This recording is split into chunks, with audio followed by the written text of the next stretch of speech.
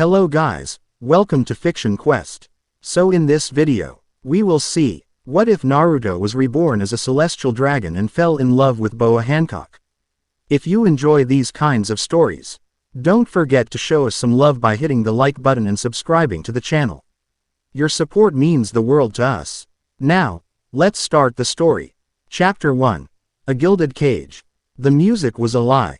It was a delicate, crystalline thing, spun from the strings of a dozen violins and the breath of gilded flutes, designed to speak of elegance and grace.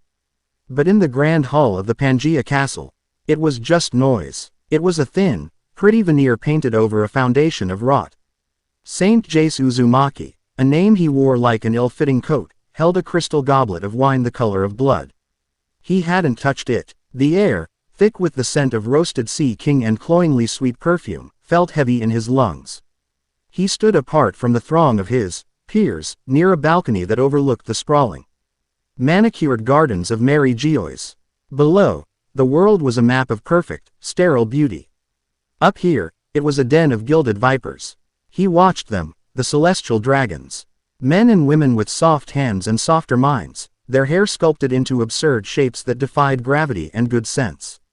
They moved with the languid, unearned confidence of gods, their laughter high and brittle. They were his family. The thought was a constant, bitter pill lodged in his throat. Jace. Brooding again, are we? The voice was like nails on slate.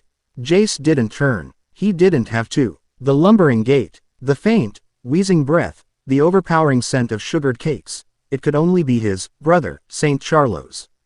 I'm observing, Jace said, his voice a low count. R point to the shrill symphony of the party. His gaze remained fixed on the garden below, a place he often went to find a moment's peace. Charlos waddled up beside him, his gelatinous form jiggling within his pristine white suit. A glob of frosting was smeared on his cheek. Observing what? The flowers. Father says you spend too much time with the gardeners. It's unseemly. He gestured dismissively with a chubby hand. They're just tools, you know. Like that one. Jace's eyes drifted to where Charlos was pointing. A young serving girl, no older than 15, was meticulously refilling goblets from a heavy decanter. Her hands trembled, not from the weight of the bottle, but from the sheer, suffocating terror that permeated the air whenever a celestial dragon was near. She has a name, Jace said, the words flat and cold. Charlos let out a braying laugh. Does she? How quaint. I call my favorite horse Hoof Face, but that doesn't mean I invite it to dinner. He leaned closer, his voice dropping to a conspiratorial wheeze. Though, I did consider bringing it tonight. Can you imagine the look on Saint Miria's face?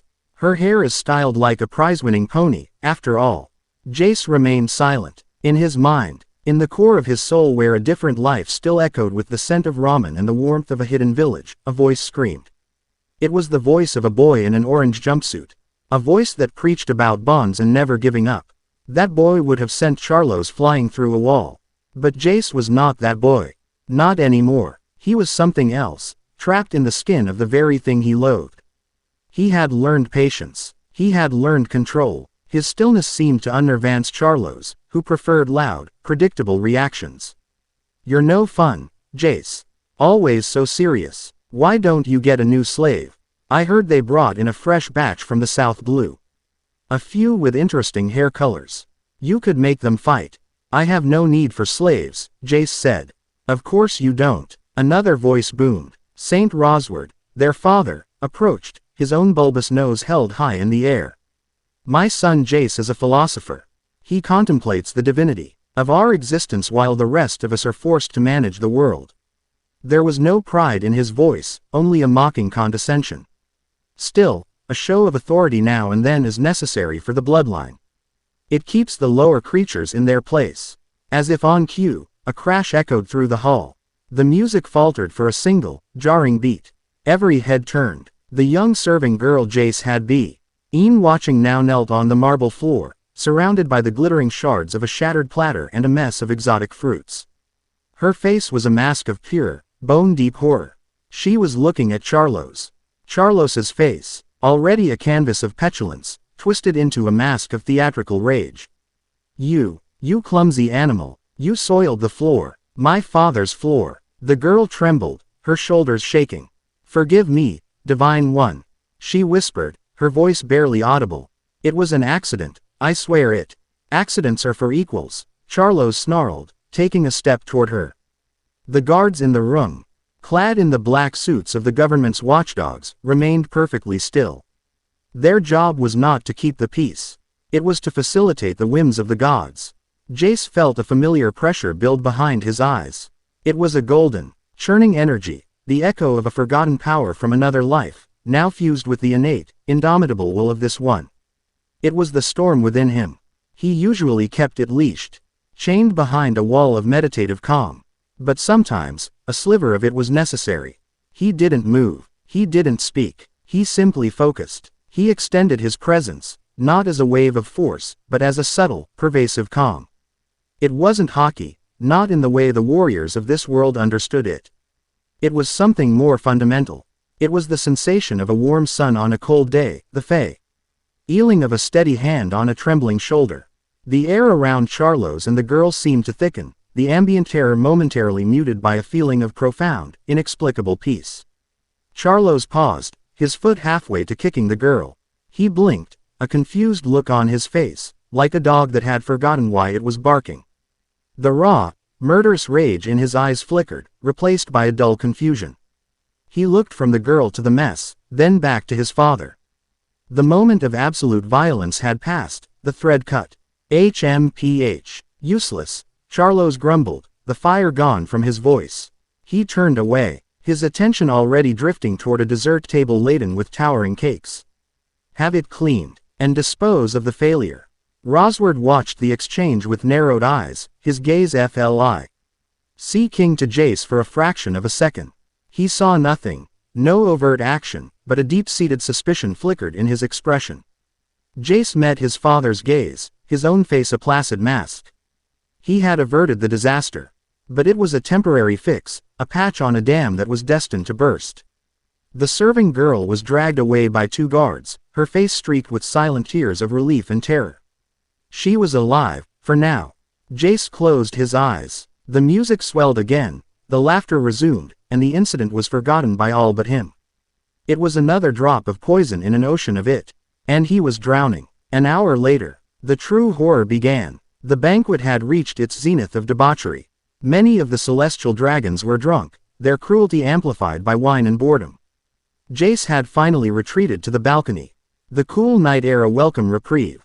The false stars of the dome ceiling above Mary Geoise were a poor substitute for the real thing, but he stared at them anyway. RC for constellations that only existed in his memory. A commotion from inside the hall pulled him back. It wasn't the sound of a dropped platter this time. It was the sound of a man's defiant shout, followed by a woman's scream. Jace stepped back into the hall. A space had been cleared in the center of the room. Saint Mion, a particularly vapid and cruel dragon known for his collection of exotic slaves, stood with a decorative, long-barreled pistol in his hand. Before him knelt a family, a father, a mother, and a small son who couldn't be more than 6 years old. They were from a tribe in the West Blue, their skin marked with intricate blue tattoos that seemed to ripple in the torchlight. The father was the source of the shout. He knelt protectively in front of his wife and son, his jaw set, his eyes blazing with a hatred so pure it was almost beautiful. "We will not," he said, his voice ringing with a strength that belied his chains. Saint Mion giggled, a high, unpleasant sound. "You will not what? You will not perform for us. I bought you to perform. Your people are known for their fire dances, are they not? Dance for me. It is a sacred ritual," the man said through clenched teeth. "Not a parlor trick for your amusement. Sacred." Mion's giggle turned into a sneer. "Nothing is sacred but us. You are my property. Your rituals are my toys." He leveled the pistol at the man's head. "Now, I will ask you one last time. Dance, or I will orphan your son. Then I will make his mother dance. Then, perhaps, I will see if he has learned the steps." The room was silent, avenue for Mion's breathing and the soft whimpers of the child. The other celestial dragons watched with expressions of detached, morbid curiosity, as if observing a play. Charlos was stuffing a pastry into his mouth, his eyes wide with anticipation. The guards stood impassive, their hands resting on the hilts of their swords. This was it. This was the moment. The dropped platter was a symptom. This was the disease in its most virulent form. All the patience, all the control Jace had cultivated over 20 years of life in this gilded hell, evaporated like mist in a desert sun. The voice of his past life didn't just scream, it roared. You don't turn your back on people who are hurting. He started walking. His footsteps were silent on the marble, but they seemed to land with the weight of mountains. Every head turned as he moved, a lane parting for him as he approached the center of the room. His pristine white coat swirled around him, but he no longer looked like one of them. The air around him had changed. The subtle calm he had projected earlier was gone, replaced by an invisible pressure that made the very air crackle. It was a presence so immense, so absolute, that it felt like tea. Gravity in the room had suddenly doubled. He stopped a few feet from Mion. He didn't look at the gun. He didn't look at the other dragons. He looked at the slave father, then at the trembling mother. And finally at the terrified child hiding behind her. He saw a family. Let them go, Jace said. The words were not loud, but they cut through the silence of the hall like a razor. There was no plea in them. No negotiation. It was a command, delivered with the serene, unshakable certainty of a turning tide. Mion stared at him, his mouth agape. Of all the possible interruptions, this was the least expected. Jace, what is the meaning of this? This is my property. This is my entertainment. Your entertainment is over, Jace said, his gaze still on the family. He took another step forward, placing himself between Mion and the slaves. Mion's shock curdled into fury. You dare interfere with me. Who do you think you are? I am a man telling you to stop, Jace said, his voice dangerously soft. This is your only warning. For a moment, Mion was taken aback by the sheer audacity. Then, his pride, the fragile, bloated pride of a celestial dragon, took over. He let out a screech of pure indignation. A warning. From you, you soft-hearted freak. Father Rosward was right about you. You're a stain on our divinity. He swung the pistol away from the slaves and aimed it squarely at Jace's chest. You want to stand with the trash. Then you can die with them. The world seemed to slow down. Jace saw the flicker of Mion's finger on the trigger. He saw the glee in Charlos's eyes. He saw the impassive faces of the guards, who would do nothing. And in that frozen moment, he felt a strange sense of release. The leash was off. He didn't dodge. He didn't even flinch. He raised his right hand, palm open. The gunshot was deafening, but the bullet never reached him. It stopped an inch from his palm, caught in an invisible field of force, its momentum completely nullified. It hung in the air for a heartbeat, glowing with a faint blue energy before dropping to the floor with a metallic clink. Silence. Absolute, horrified silence. Mion stared at his pistol, then at Jace, his mind unable to process what had just happened. I said, Jace repeated, his voice now imbued with the chilling echo of the storm within, your entertainment is over. He closed his hand into a fist. The air around Mion's pistol twisted. With a screech of tortured metal, the ornate gun crumpled in on itself as if squeezed by a giant, invisible hand. Mion cried out in pain and shock as the shattered remains fell from his grasp. But Jace wasn't finished. This wasn't about Mion anymore. This was a statement. This was a declaration of war against everything this room, this castle, this entire system stood for. He took a deep breath, and for the first time in this life, he let the power flow. He didn't draw on the Nine Tails chakra from his memories, that was a distant echo. He drew on the source it had become, a golden, sun-bright energy that was a part of his very soul, a fusion of his past life and his new, indomitable will. A sphere of churning, visible power materialized in his palm. It was not blue, like the Rasengan of his memory, but a brilliant, solar gold. It did not roar. It hummed with the sound of 1,000 rushing winds, a contained hurricane of pure, concussive force. Mion's eyes widened in terror. He finally understood. He wasn't facing a fellow dragon. He was facing a god of a different, and far more terrifying, caliber. He stumbled backward, tripping over his own feet. Guards, kill him. That is an order. The guards, shaken from their stupor, drew their swords and charged. There were 4 of them, all trained and hardened men. They were flies charging into a typhoon. Jace moved. It wasn't a run. It was a blur. He flowed between them, a whisper of white and gold. The first guard's sword was met with two of Jace's fingers, the blade stopping dead as if it had hit a mountain. A gentle push to the guard's chest sent him flying backward, unconscious before he hit the wall. The second and third guards attacked in unison, their blades slicing through the afterimage he left behind. A single, sweeping kick caught them both, their armor buckling as they collapsed in a heap. The fourth, a larger man with a hint of hockey in his blade, brought his sword down in a heavy arc. Jace simply raised his forearm to block it. The steel blade shattered on impact, the shock traveling up the man's arm and dropping him to his knees, his weapon hand numb and useless. It took less than 3 seconds. Jace now stood over the cowering form of Saint Mion, the golden sphere still humming in his hand.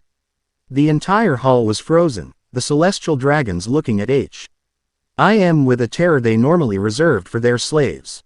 They were seeing a god bleed, and it was breaking their minds. "You speak of divinity," Jace said, his voice resonating with power.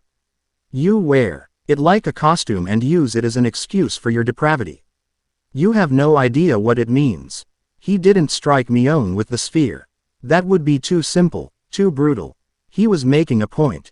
He slowly raised his hand and pressed the golden sphere against the marble floor. There was no explosion. There was only a deep, grinding roar and a blinding flash of light. The power drilled into the floor, pulverizing the immaculate marble, shattering the foundations beneath. A perfectly circular crater, 20 feet wide, appeared in the center of the room, the edges smoking. The entire hall shook, and a web of cracks spread across the floor, racing toward the walls. The music stands toppled. The banquet tables collapsed. The celestial dragons screamed, scrambling away from the spreading fissures. Jace stood at the edge of the crater, the golden light receding from his hand. He hadn't harmed a single one of them directly. He had simply broken their playground. He turned his back on the chaos and walked to the slave family. He knelt, his movements fluid and gentle. The father flinched, but Jace's eyes held no threat, only a profound, weary sadness. He reached out and, with a touch, teared the manacles on the father's wrists. The chains turned to dust. He did the same for the mother. "You are free," he said softly.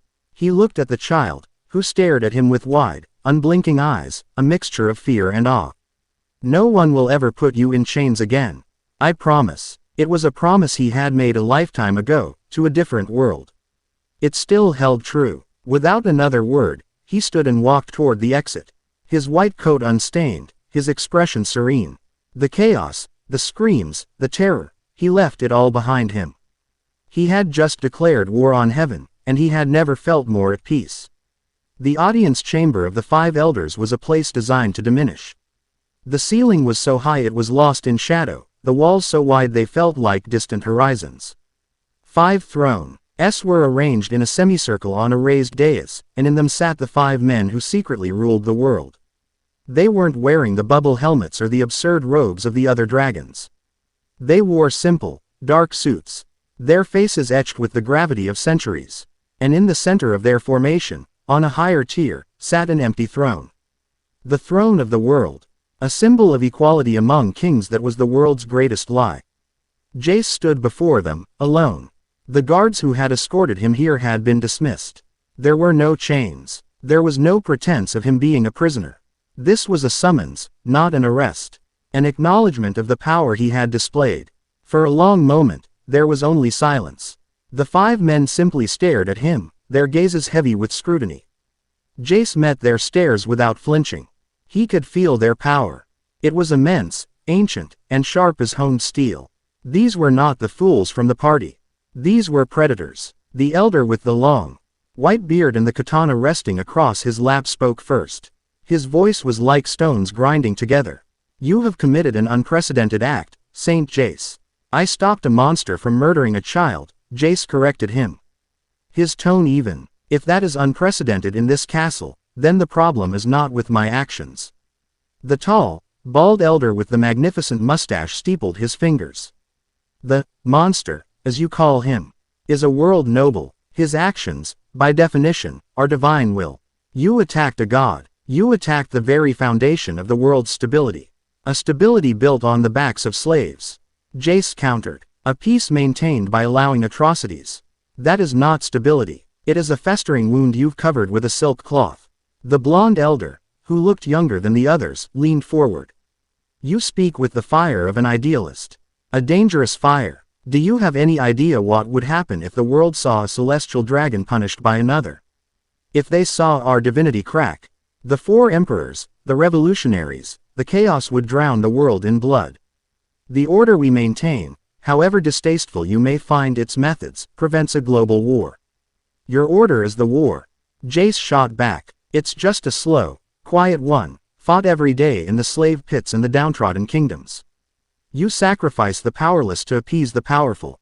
You call it order. I call it cowardice. A sharp intake of breath came from the shortest of the elders, the one with the prominent facial scar. Be careful with your words, boy. You may possess a power we do not yet understand. But you are one person. You stand against a system 800 years in the making. A system that is rotten to its core, Jace said, his voice rising with a passion he could no longer contain. You hide up here, pretending to be gods, while the world suffers under the weight of your hypocrisy. You brand human beings like cattle. You allow my family to indulge their every sadistic whim. And for what? To maintain a fragile peace. A peace for whom? Not for the girl who was almost beaten to death for dropping a platter. Not for the family that was nearly executed for refusing to dance. He took a step forward. The pressure in the room intensifying. The air grew heavy again, charged with his will. I am a celestial dragon. My name is Saint Jace. That is the body I was born into, the title I am forced to bear. But my soul remembers a different truth. That titles are meaningless. That power is meant to protect, not to oppress. And that the will of a single person, if it is strong enough, can change the world. The elders were silent. They felt it now, not just as an observation, but as a physical force. The sheer, unyielding weight of his conviction. It wasn't the arrogant bluster of a pirate king or the zealous fire of a revolutionary. It was the calm, absolute certainty of a force of nature. Finally, the long-bearded elder spoke again, his voice softer now, but infinitely more dangerous. Your power is an anomaly. Your ideals are a threat. But you are, for now, one of us. We will not make you a martyr. That would be counterproductive. He looked at his peers. A silent consensus passing between them. You will be confined to your quarters. You will have time to reflect on the consequences of your actions. You will learn that the world is more complicated than your simple morality allows. Jace almost laughed. You think locking me in a room will change my mind? No, the bald elder said, a thin, cold smile on his lips. We think it will give us time to understand you, and to decide what must be done with a god who refuses to stay in his own heaven. Jace looked past them, at the empty throne looming in the shadows. He felt a sudden, inexplicable chill. It was as if a pair of unseen eyes were watching him from that void, ancient and impossibly cold. It was a gaze that held no emotion, no anger, no curiosity. Only a calm, possessive appraisal, like a collector examining a new, strange butterfly. He had their attention, all of them. The room was the pinnacle of opulence. The bed was large enough for 10 people, with sheets of the finest silk. The walls were adorned with priceless art, and the windows offered a panoramic view of the kingdom of the gods. It was the most beautiful prison in the world. For 2 days, Jace had been confined. He had refused all food, all contact. He spent his time in the center of the room, sitting cross-legged on the floor, meditating. It was a habit from his past, a way to find his center, to connect with the life energy of the world. In his first life, he had called it connecting with nature. Now, he understood it was something more. He could feel the vibrant pulse of life from the gardens below. The faint thrum of the millions of souls living on the blue sea, the powerful, fiery signatures of the world's strongest fighters. It was a symphony, chaotic but alive. He pushed his senses further, deeper than he ever had before. He was searching for an answer, a sign, a path forward. He could not stay here. The elders weren't just observing him, they were dissecting him, preparing a cage he couldn't break. His declaration at the banquet was only the first step. He had to escape this gilded cage and see the world he was supposedly a god of. He needed to see the scars his people had left on it. As his consciousness expanded, stretching across the globe like a net, he felt it. It was a cold spot. It wasn't a place devoid of life, like a desert or a barren rock. It was something else. It was an absence. A patch of existence where the symphony of life just stopped. It was a hole in the fabric of the world, a pocket of absolute, profound silence. It was a void that his life-sensing abilities couldn't penetrate.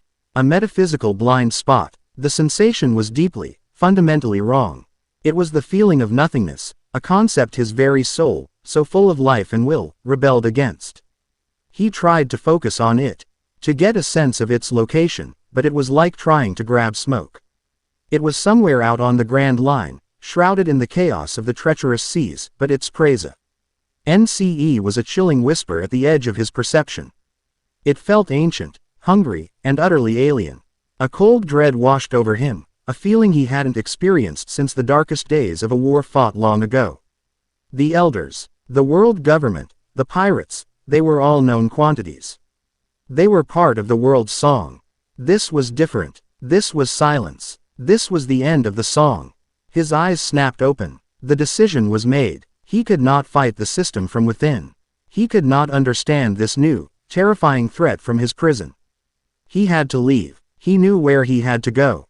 A place defined by its hatred for his kind. A place ruled by a woman who had famously turned a vice admiral to stone for just looking at her. A place where the scars of the celestial dragons were worn openly. As both a source of trauma and a declaration of strength.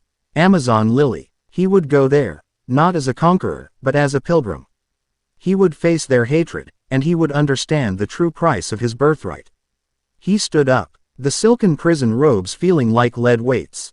It was time. His escape would not be a stealthy affair. It would be a departure.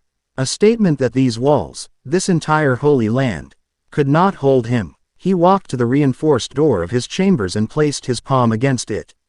He didn't push. He simply let a sliver of his golden energy flow into the lock. With a soft click, the complex mechanism unlocked itself. He stepped into the pristine white corridor. 2 guards stood at attention. They saw him, and their eyes widened in alarm. Saint Jace, you were to remain in your room. One of them barked, raising his spear.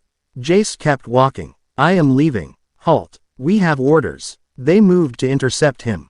Jace didn't break his stride. As the first guard thrust his spear, Jace's hand blurred, catching the spear tip between his index and middle fingers. He twisted, and the weapon was wrenched from the guard's grasp. A precise, open palm tap to the man's chest made his eyes roll back as he crumpled, unconscious. The second guard froze, his weapon half raised, paralyzed by the effortless display. Jace walked past him as if he weren't there. Alarms began to blare. The sound echoed through the halls of Pangaea Castle. Doors flew open, and dozens of guards in black suits began to pour into the corridor, boxing him in. At the far end of the hall, a figure landed silently. Dropping from the ceiling, he was tall and slender, wearing a white suit and the blank, expressionless mask of a CP0 agent. The air around him shimmered with killing intent. Saint Jace. The agent's voice was flat, emotionless. By order of the 5 elders, you are to return to your quarters. Resistance will be met with maximum force. Jace stopped and looked at the assembled force. He saw their grim determination, the flicker of hockey around the CP0 agent's limbs. They were prepared to die to stop him. He felt a pang of regret. They were just soldiers, cogs in a machine they didn't understand. I have no quarrel with you, Jace said, his voice carrying over the alarms. Stand down. I will not ask again. The CP0 agent vanished. He reappeared directly behind Jace. His fingers shaped into a claw aimed at Jace's neck, the killing technique, Shigan. He was fast, faster than anyone Jace had faced in this world. But to Jace's senses, honed by a lifetime of impossible battles and amplified by his unique energy, the agent was moving through molasses. Jace didn't turn. He simply leaned his head to the side. The agent's fingers sliced through the air where his neck had been. Before the agent could retract his hand, Jace's elbow snapped backward in a brutally efficient strike, connecting with the agent's masked face. The mask cracked, and the agent was sent tumbling down the corridor, knocked out cold. The other guards stared in stunned disbelief. Their strongest weapon had been neutralized without a thought. Jace took a deep breath. He let his presence, his will, wash over them. It wasn't an attack. It was a statement of fact. A wave of pure, unadulterated dominance that screamed, "You cannot win." Swords trembled in their hands. Knees buckled. The will to fight drained from them, replaced by a primal instinct to submit. This was conqueror's hockey, but it was more. It was the overwhelming spiritual pressure of a soul that had stared down gods and demons and had never once backed down. He walked through the corridor of paralyzed men, their weapons lowered, their eyes wide with terror and awe. He didn't run. He walked with purpose, through the halls of the castle, across the sprawling courtyards, and toward the edge of the world, the cliff edge of the red line. He reached the precipice and looked down. Thousands of feet below, the clouds swirled over the blue sea. This was the cliff from which his kind would cast down their lessers for sport. Today, it would be his gateway to freedom. He turned his gaze eastward, toward the calm belt, toward the island of women warriors. He could feel it in the distance, a point of fierce, defiant light. He closed his eyes and summoned the wind. It answered his call, not as a request, but as an immediate, joyful response. The air around him began to churn, a localized gale whipping his white coat around him. The wind solidified under his feet, lifting him from the ground. He rose into the air, a figure of white against the artificial sky of Mary Geoise. Below, on the grounds of the castle, the 5 elders watched from a high window. They didn't try to stop him. They simply observed. He controls the wind itself. The blonde elder murmured, his voice tight. No devil fruit, just him. His destination is Amazon Lily, the scarred elder noted. He seeks out the serpent's nest. The long-bearded elder gripped the hilt of his katana. Let him see the world he wishes to save. Let him face the hatred he has inherited. The world will teach him the lesson he refuses to learn from us. And if it doesn't, we will. High above them, Jace was a receding speck. He was no longer a prisoner. He was a storm, leaving the false heaven behind, hurtling toward a world he was finally ready to face. He was a god uncaged, and the roar of the wind was the first note of a new, and terrifying, song. Chapter 1 End. Chapter 2. The Serpent and the Storm. The calm belt was a liar's sea. It feigned peace, its waters as still and polished as green glass, its air heavy and silent. But beneath that placid surface, giants slumbered. It was a graveyard for the foolish and the unlucky. A place where the wind died and hope followed. Today, the wind was not dead. It was being born. From the west, a line of darkness stained the horizon. It moved with unnatural speed, not a weather front rolling in, but a spear point of churning cloud and wind thrusting through the stillness. The water, so long dormant, began to chop and swell. The sea kings, the monstrous leviathans that patrolled these waters, grew agitated. They sensed a presence, a will, that did not belong. A singular, focused power that was commanding the very air to move. On the island of Amazon Lily, the Kuja warriors felt it first. A breeze where there should be none. It was a whisper at first, ruffling the leaves of the jungle canopy, carrying the scent of salt and ozone. Then it grew, a steady, insistent gal. That bent the trees and whipped their long black hair across their faces. They gathered on the cliffs overlooking the sea, boughs in hand, their expressions a mixture of confusion and suspicion. This was not a natural storm. It had a core, a focal point, and it was heading directly for their capital city. What is it, Elder Nyan? A young warrior named Marguerite asked, her knuckles white on her bowstring. Elder Nyan, her small, wizened frame braced against the wind, squinted at the approaching tempest. Her staff, the snake Salome, hissed nervously around her shoulders. I do not know, she rasped, her voice tight with unease. It feels deliberate, like a shout in a library. The storm hit the coast not with the broad, chaotic fury of a hurricane, but like a focused fist. A whirlwind of incredible force tore a path through the jungle, snapping ancient trees like twigs, yet its path was impossibly narrow, a corridor of destruction carved toward the heart of the city. The Kuja scrambled from the cliffs, racing through the familiar jungle paths to intercept whatever was coming. They arrived in the central plaza just as the tempest did. The wind exploded outward in a final, deafening roar. A cyclonic blast that kicked up a storm of dust and petals.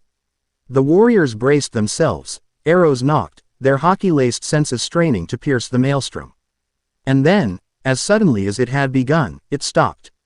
The wind vanished. The dust settled. The silence of the calm belt returned, heavier and more profound than before. In the center of the plaza, where the whirlwind had dissipated, a man stood. He was tall, dressed in a pristine white coat over a simple black tunic and pants, the immaculate, abhorrent uniform of a world noble. It was unstained, unruffled, as if he had just stepped out of a wardrobe rather than the heart of a tempest. His hair was a shocking shade of sun yellow, wild and spiky, and his eyes were a blue so deep they seemed to hold the sea itself. He wasn't looking at them with arrogance or malice. He was simply looking, taking in the serpentine architecture of the city, the warrior women surrounding him, his expression one of calm, sober assessment. For a moment, no one moved. The Kuja were frozen, caught between their ingrained hatred for his kind and the sheer, inexplicable nature of his arrival.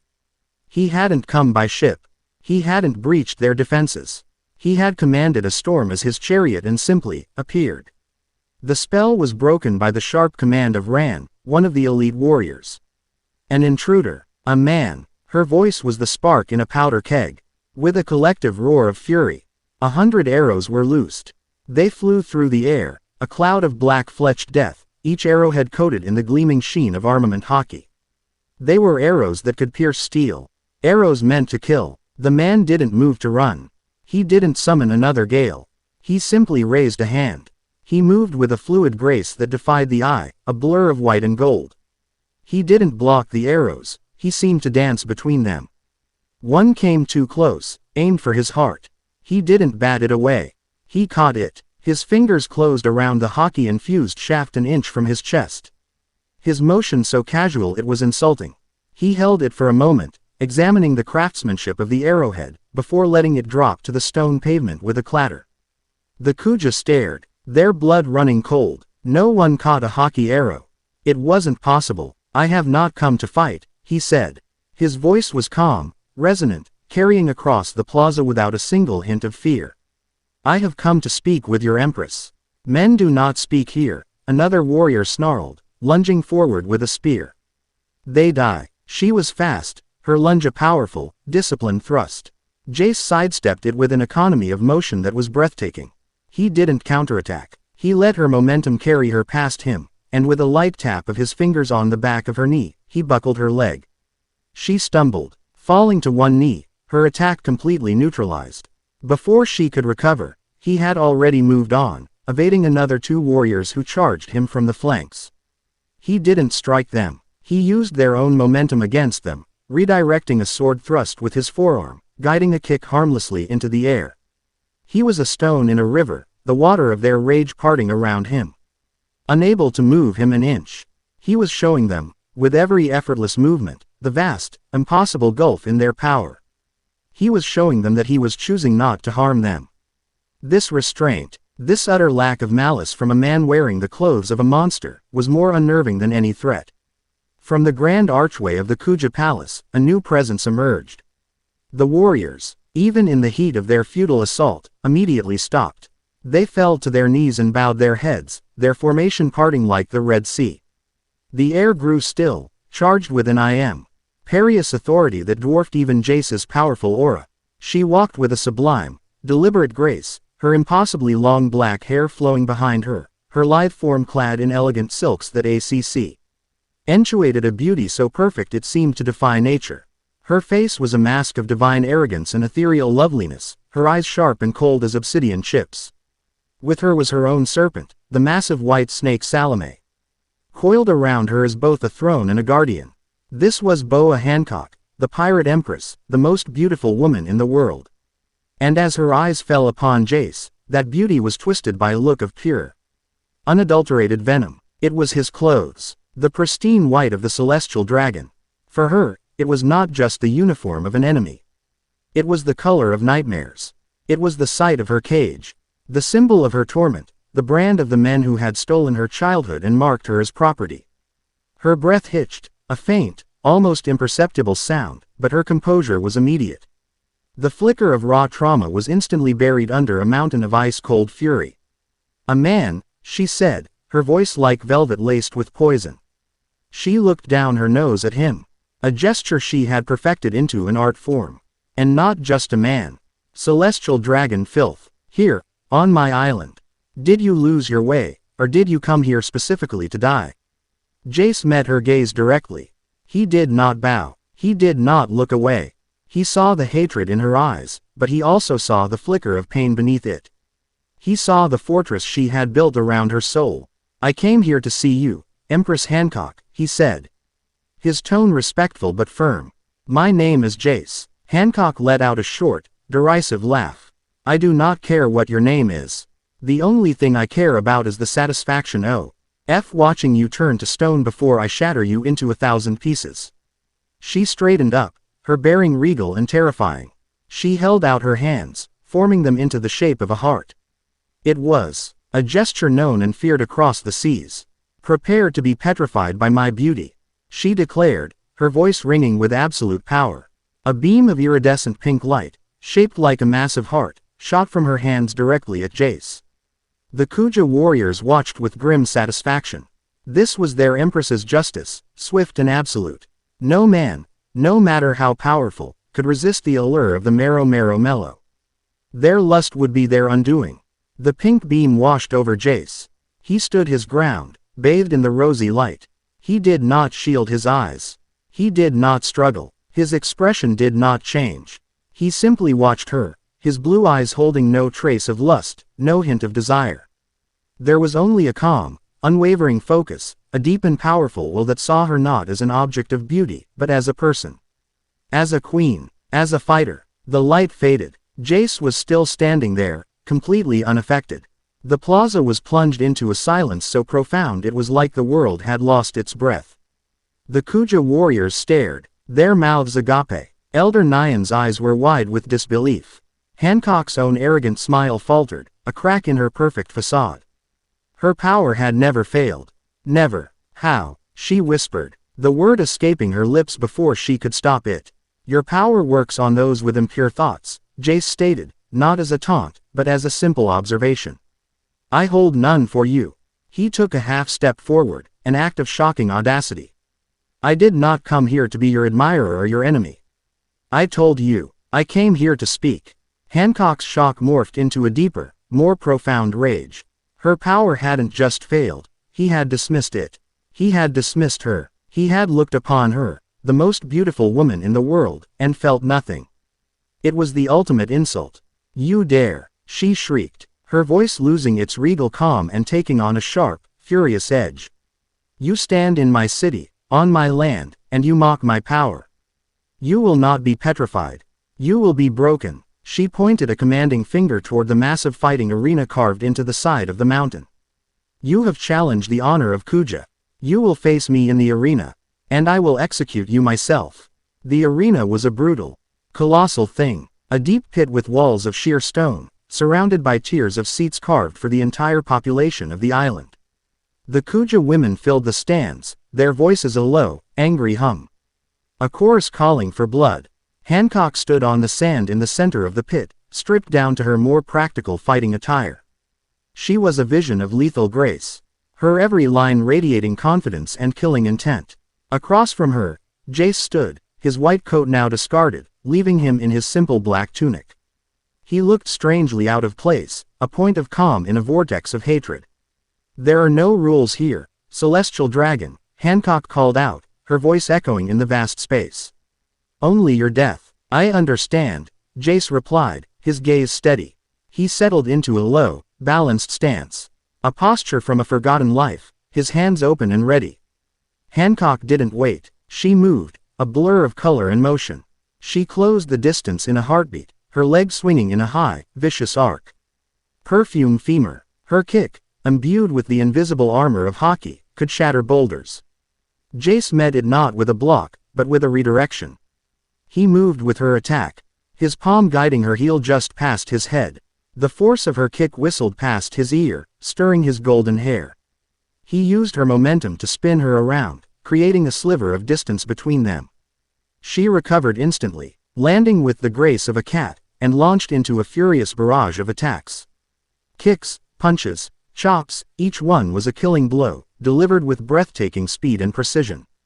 Jace was a leaf in a whirlwind, never meeting her force head-on, always flowing around it.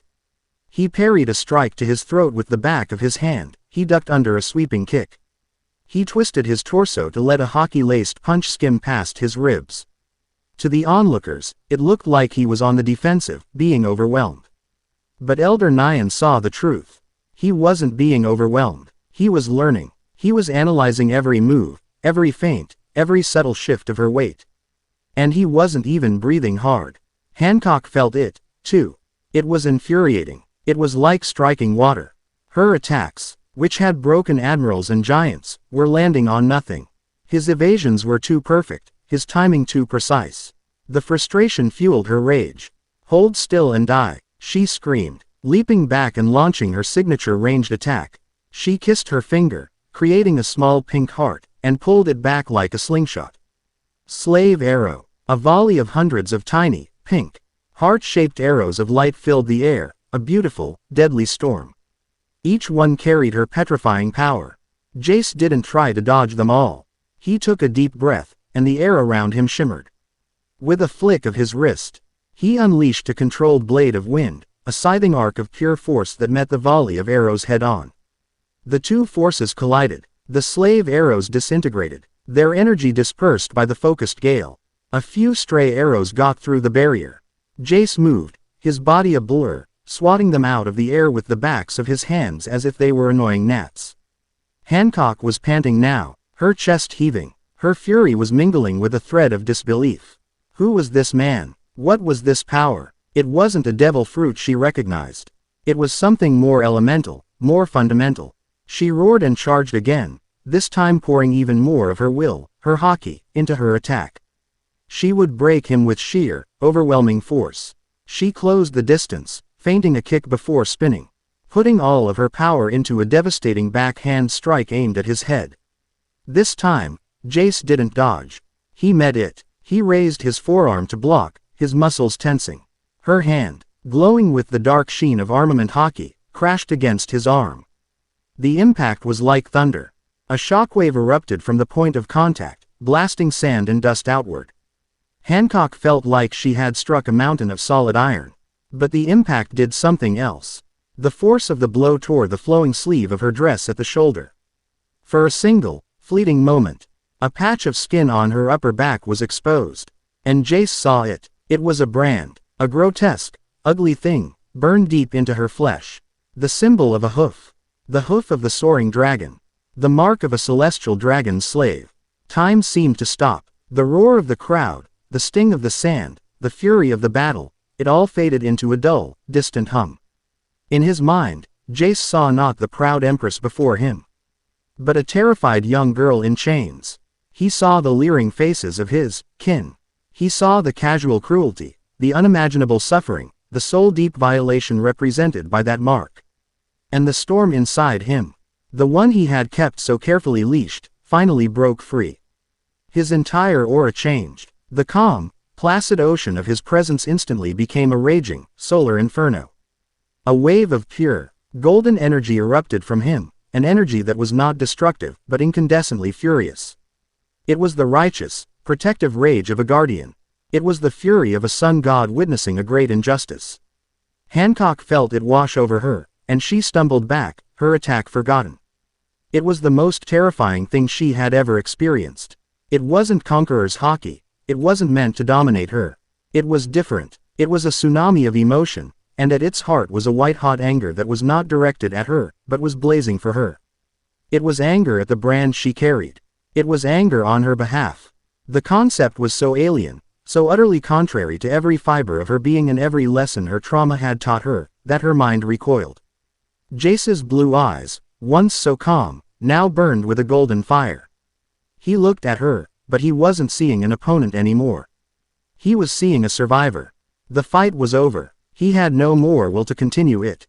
He vanished from his spot, parrying directly in front of her before she could even raise her guard. He didn't attack. He just stood there, His fists clenched at his sides, the golden aura slowly receding, leaving behind an atmosphere thick with unspoken emotion.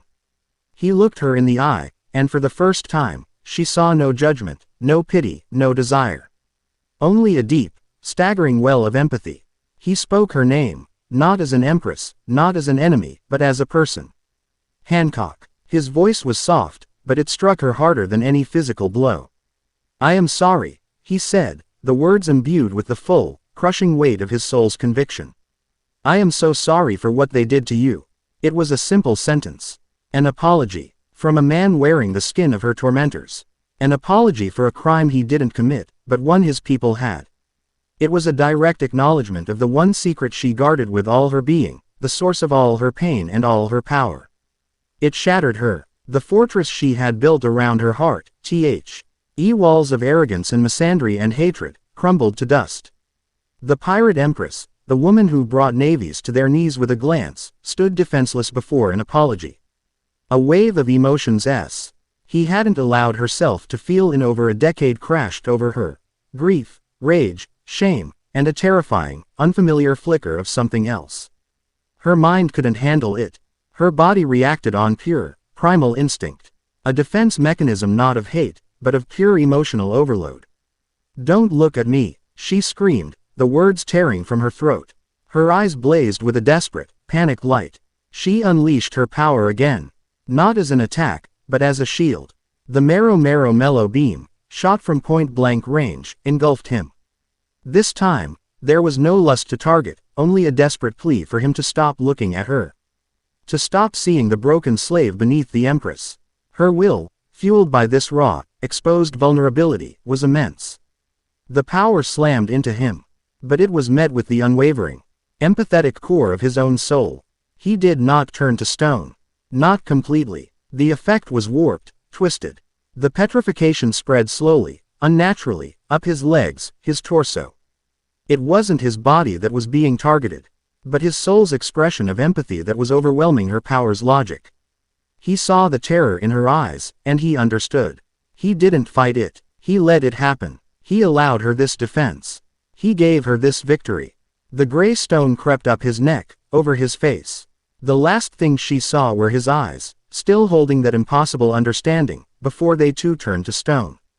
He stood there in the center of the arena, a perfect, life-sized statue, his expression frozen in a look of serene, sorrowful compassion. Hancock stared at his stone form, her chest heaving. Tears welling in her eyes for the first time in years. The crowd was silent, utterly baffled. The Empress had won, but it felt like a devastating loss. She turned to her stunned warriors, her voice trembling but regaining its imperious edge. "The fight is over. I am victorious. Take him to my chambers. He is a trophy." The lie tasted like ash in her mouth. Later that night, the Kuja Palace was quiet. The city was buzzing with rumor and confusion, but within the Empress's lavish chambers, there was only silence. The stone statue of Jace stood in the middle of her room, a silent, gray monument to the day's impossible events.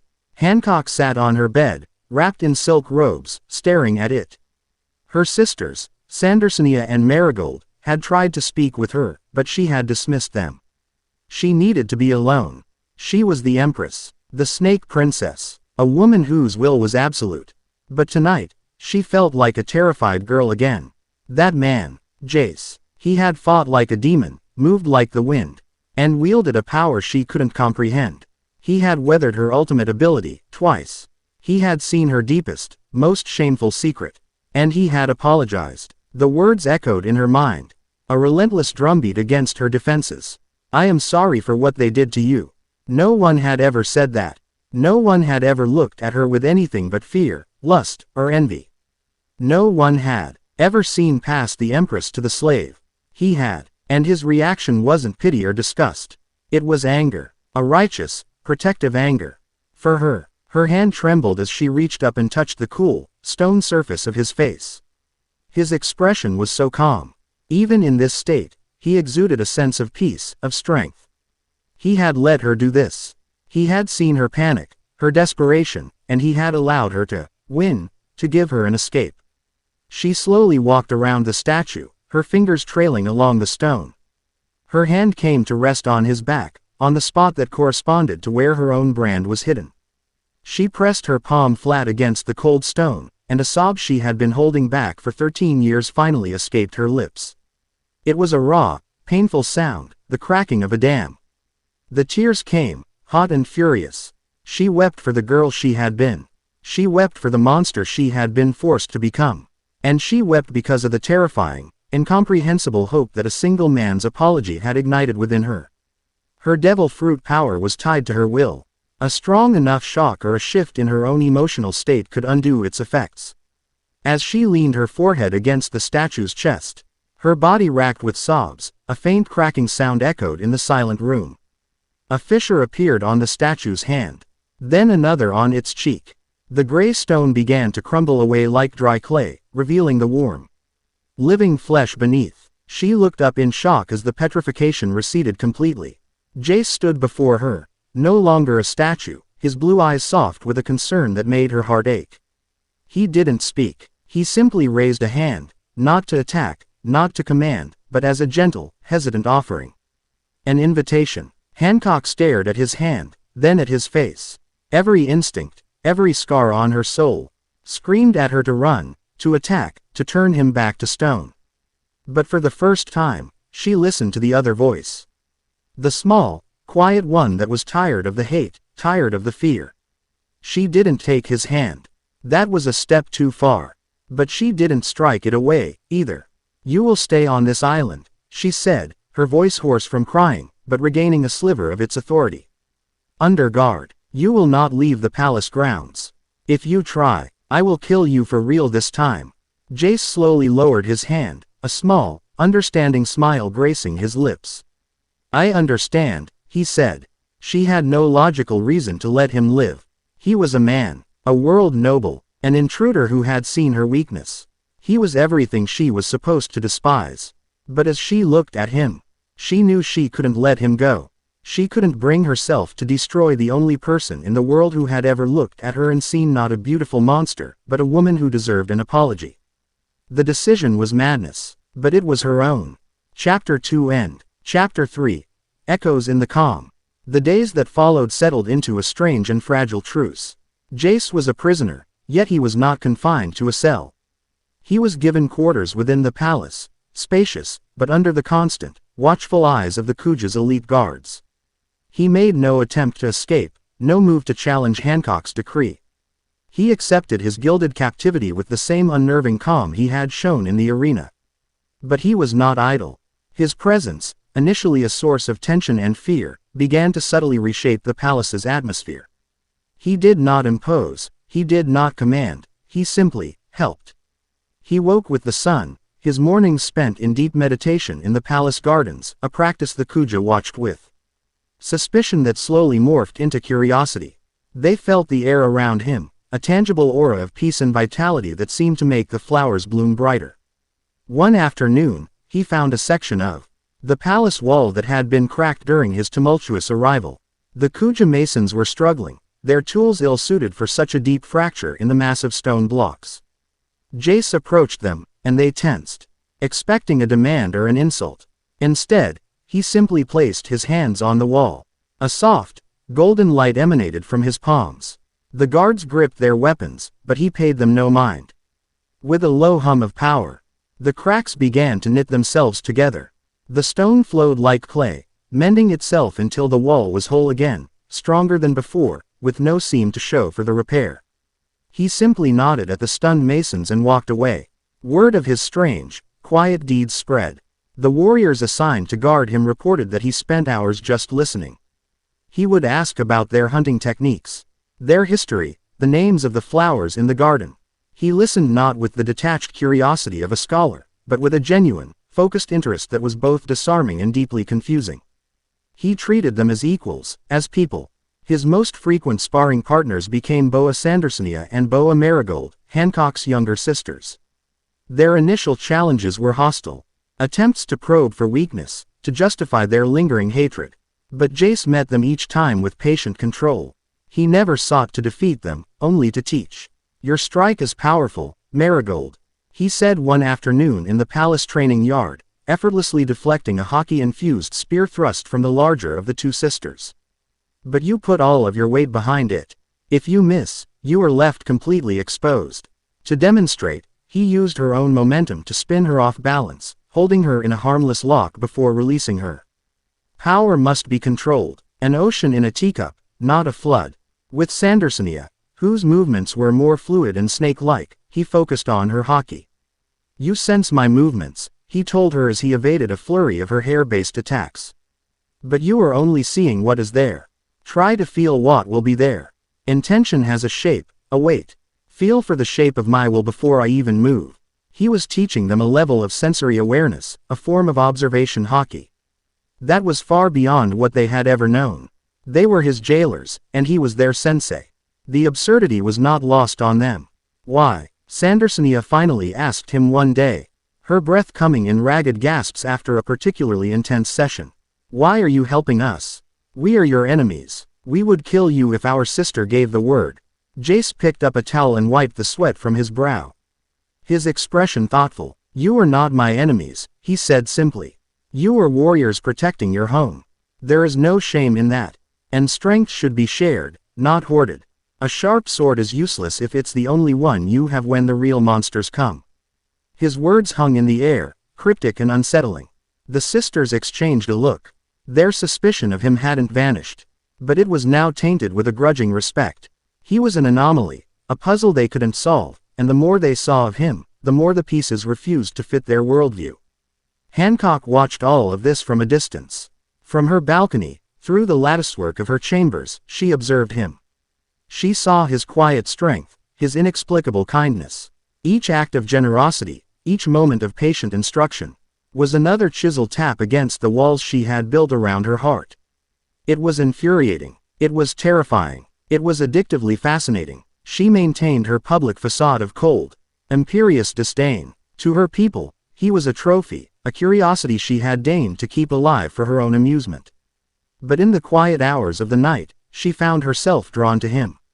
Their conversations began hesitantly. She would find him in the garden under the moonlight, and her intention to deliver a sharp rebuke or a fresh threat would die on her lips. He never pushed, never pried. He would simply be there, a calming presence, and the silence between them would eventually compel her to speak. My sisters say you are teaching them, she said one evening, her voice sharp, challenging. She stood several feet away, her arms crossed, a queen granting a rare audience. Jace didn't turn to face her, his gaze fixed on the moon. They are strong. They have the potential to be stronger. It would be a waste not to nurture it. We do not need a man's help to be strong, she retorted, the words automatic, a reflex of her ingrained doctrine. No, he agreed, finally turning to look at her. His blue eyes were clear and direct in the moonlight. You don't. Strength comes from will, and the will of the Kuja is one of the strongest I have ever felt. But a different perspective can reveal paths you never knew existed. His agreement disarmed her. She had expected an argument, a defense of his actions. His simple validation of her people's strength left her without a retort. She fell silent, the chirping of insects filling the void. Why are you here, Jace? She asked, the question slipping out, softer than she intended. Truly, why come to the one place in T? He world that would despise you on sight. He was quiet for a long moment, gathering his thoughts. Because of that hate, he said finally. I was born with a name and a face that the world has every reason to curse. I lived my life in a cage of gold, surrounded by monsters who called themselves gods. I knew their evil, but I didn't understand its consequences. Not really. I couldn't, not from inside the cage. He looked at her, his gaze unwavering. I needed to see the scars. I needed to stand before the people my kind had wronged and let them judge me. I came here expecting to be struck down. And I would have accepted it. Her breath caught in her throat. He was talking about her brand. The casual way he spoke of facing death, as if it were a just and expected price, was staggering. You talk of your past, she said, changing the subject, unwilling to tread closer to that raw nerve. You seem older than you look. He smiled, a faint, sad smile. I have dreams, he said, the word carefully chosen. Fragmented. Like looking at a shattered mirror. I dream of a different life. A village hidden in leaves, friends I would have died for, a master who taught me to never give up. He looked down at his own hands. I dream of a promise I made to a friend, to bring him back from the darkness, even if I had to break every bone in his body to do it. I dream of a world I saved, and a world I failed. He wasn't telling her about his reincarnation. It would have been an impossible truth for her to accept. Instead, he was offering her the pieces of his soul, the core tenets of who he was. He was showing her Naruto, without ever speaking the name. These dreams, they are who I am, he finished quietly. The body, the name, the blood of a celestial dragon, that's just the cage I was born into. It's not me. Hancock listened, mesmerized. She had never heard anyone speak with such raw, unguarded honesty. He was showing her a vulnerability that was, in its own way, a display of immense strength. He trusted her with this part of himself. Testing him, testing this fragile new dynamic, she took a small step forward. They took me when I was 12, she said, her voice barely a whisper. The words felt like pulling shards of glass from her throat. Me and my sisters, we were on a pirate ship. They bought us. She stopped, her heart hammering in her chest. She had never spoken of this to anyone. Not even Elder Nyan. She watched his face, expecting to see pity, the one emotion she could not bear. She didn't see pity. She saw his jaw clench, a muscle feathering in his cheek. The calm in his eyes was replaced by that same, cold, righteous fury she had seen in the arena. It was a shared anger, a pain he was taking from her and making his own. Mion, the one at the party, Jace said, his voice low and dangerous. He was one of them. The ones who held you. It wasn't a question. He knew. She couldn't speak. She just nodded, a single, jerky movement. He didn't offer empty platitudes. He didn't say it would be okay. He simply said, he will never hurt anyone again. The finality in his tone was absolute. It was not a boast. It was a fact that had already been written into the fabric of the world. In that moment, she felt a sliver of the weight she had carried for 13 years lift from her shoulders. He didn't just understand her pain, he validated her rage. He stood with her in it. It was a feeling so new, so profound, that it left her breathless. She turned and walked away without another word, retreating to the safety of her chambers before the feeling could overwhelm her. But she knew, with terrifying certainty, that something inside her had irrevocably shifted. The ice around her heart was beginning to melt. The first sign of wrongness came from the sea. A Kuja fishing vessel returned 2 days early, its crew panicked. They reported a patch of the calm belt, a day's journey to the northeast, had turned wrong. The water had lost its color, becoming a dull, lifeless gray. It was thick, like sludge, and the air above it was unnaturally cold and utterly silent. There were no birds, no fish, even the sea kings, the masters of these waters, were avoiding it. Their massive forms visible as they fled the area in droves. Hancock convened her council. Elder Nyan listened to the reports, her face grim. It is a curse, one warrior declared. The man, Jace, he brought it with him. No, Hancock said, the word sharp and immediate, surprising even herself with its force. It is not him. She didn't know how she knew, but she did. The Ness the fisherman described felt cold, empty, a stark contrast to the vibrant, sun-like energy she felt from Jace. As if summoned by the thought, he appeared at the doorway to the council chamber. His guard stood nervously behind him. He wasn't supposed to be here. Forgive my intrusion, Empress, he said, his expression more serious than she had ever seen it. But I felt it too. Felt what? Elder Nyan asked, her voice sharp with suspicion. A cold spot, Jace said, his eyes distant, as if he were looking at something far away. An absence. I felt it once before, from Mary Geoise. It's stronger now, closer. He focused his gaze on Hancock. This is not a natural phenomenon. It's not a curse. It's a consumption. Something is draining the life from the world. His words sent a chill through the room. They were so close to the fisherman's description, yet he spoke of it on a cosmic, terrifying scale. I need to see it, he said. It was not a demand, but a statement of necessity. Hancock looked at the faces of her council, at Elder Nyan's worried frown, at her sister's conflicted expressions. Her old self, the Empress of a week ago, would have refused instantly. But the woman she was becoming. The woman who had shared a moment of vulnerability under the moon, made a different choice. You will go with an escort, she declared, standing. Sandersonia, Marigold, and I will accompany you. You will be watched every moment. It was a pretense, and she knew it. She wasn't going to watch him. She was going because she trusted his senses more than her own, and because the GHT of him facing this unknown threat without her was, for some inexplicable reason, unbearable. They took the fastest Kuja ship, a sleek, serpent-headed vessel designed for speed. As they sailed, the wrongness became palpable. The air grew colder. The vibrant blue of the calm belt slowly bled out, replaced by a sullen, oily gray. The cheerful sounds of the ocean died, replaced by an oppressive silence that weighed on the soul. It felt like they were sailing into a photograph where the color had faded. They found the source at dawn. The sea ahead was no longer water. It was a vast, motionless expanse of gray, viscous sludge. Dead Sea Kings, some hundreds of meters long, were beached on the edge of this corruption, their massive bodies desiccated and gray, as if all the life had been sucked out of them. They looked like ancient fossils, not creatures that had been alive just days ago. The Kuja warriors on the ship gasped in horror. Even Hancock felt a knot of cold fear tighten in her stomach. This was an affront to nature. A blight on the world. Jace stood at the prow of the ship, his hands gripping the railing. His face was a mask of grim concentration. It's here, he murmured. The heart of the silence. He could feel it now, a creeping void that devoured life energy. It had no mind, no will, no malice. It was like a patch of absolute nothingness had been stitched into the fabric of reality. And it was simply expanding. It was the cosmic horror he had sensed, made manifest. We must turn back, Marigold said, her voice trembling slightly. There is nothing for us here but death. No, Jace said, his voice firm. If we run from this, it will just follow. It will consume your island, and then the rest of the world. He turned to face Hancock, his eyes blazing with a fierce resolve. I can fight it, but I need to get closer.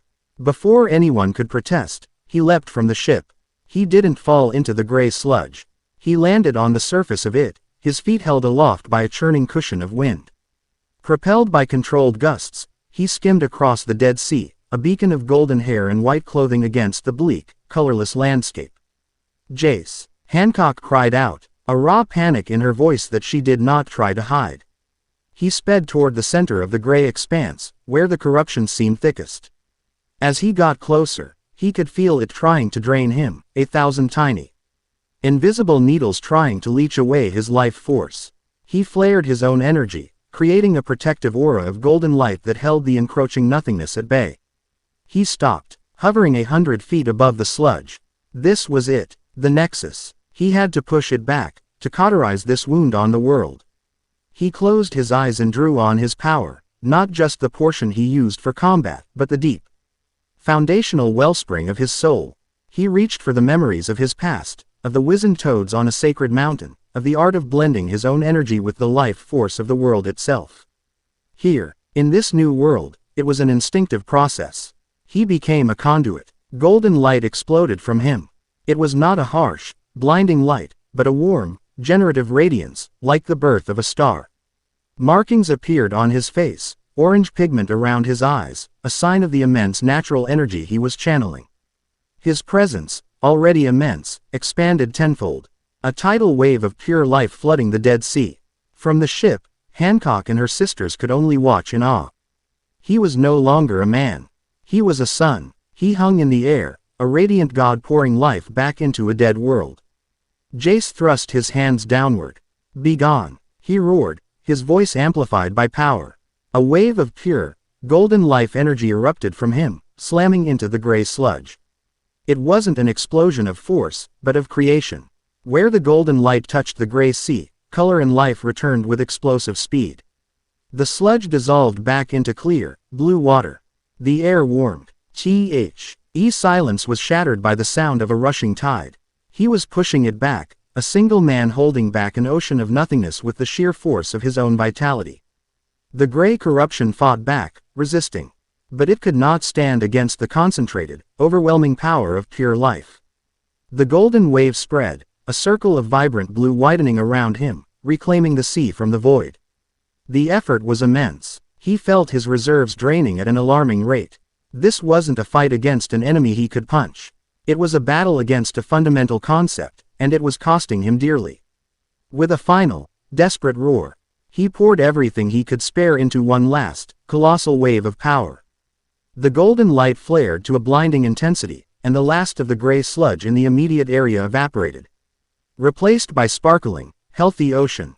His power receded, the golden light fading, the markings on his face vanishing. Exhausted, his legs gave out. He fell from the air. Jace. Hancock's scream was raw, primal.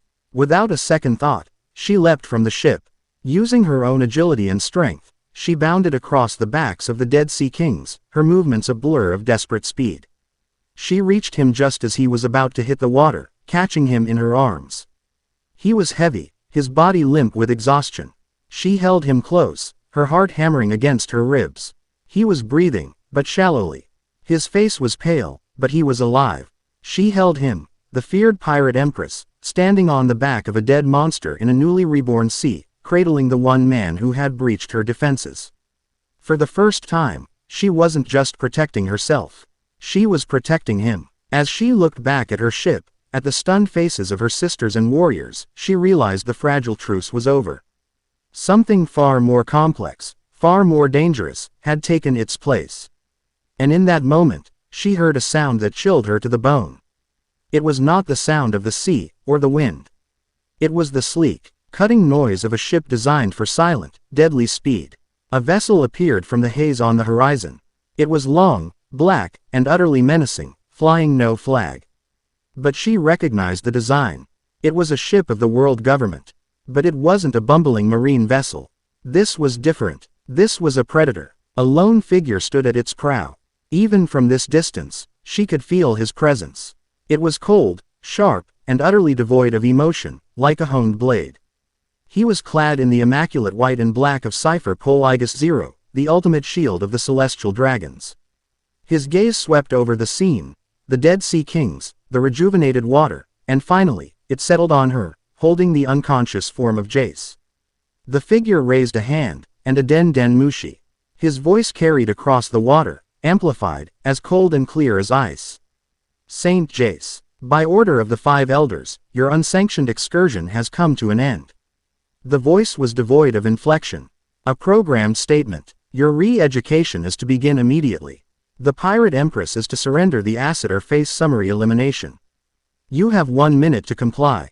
Hancock held Jace tighter, her eyes blazing with a defiant fury she hadn't felt since she was a child in chains. They had come for him.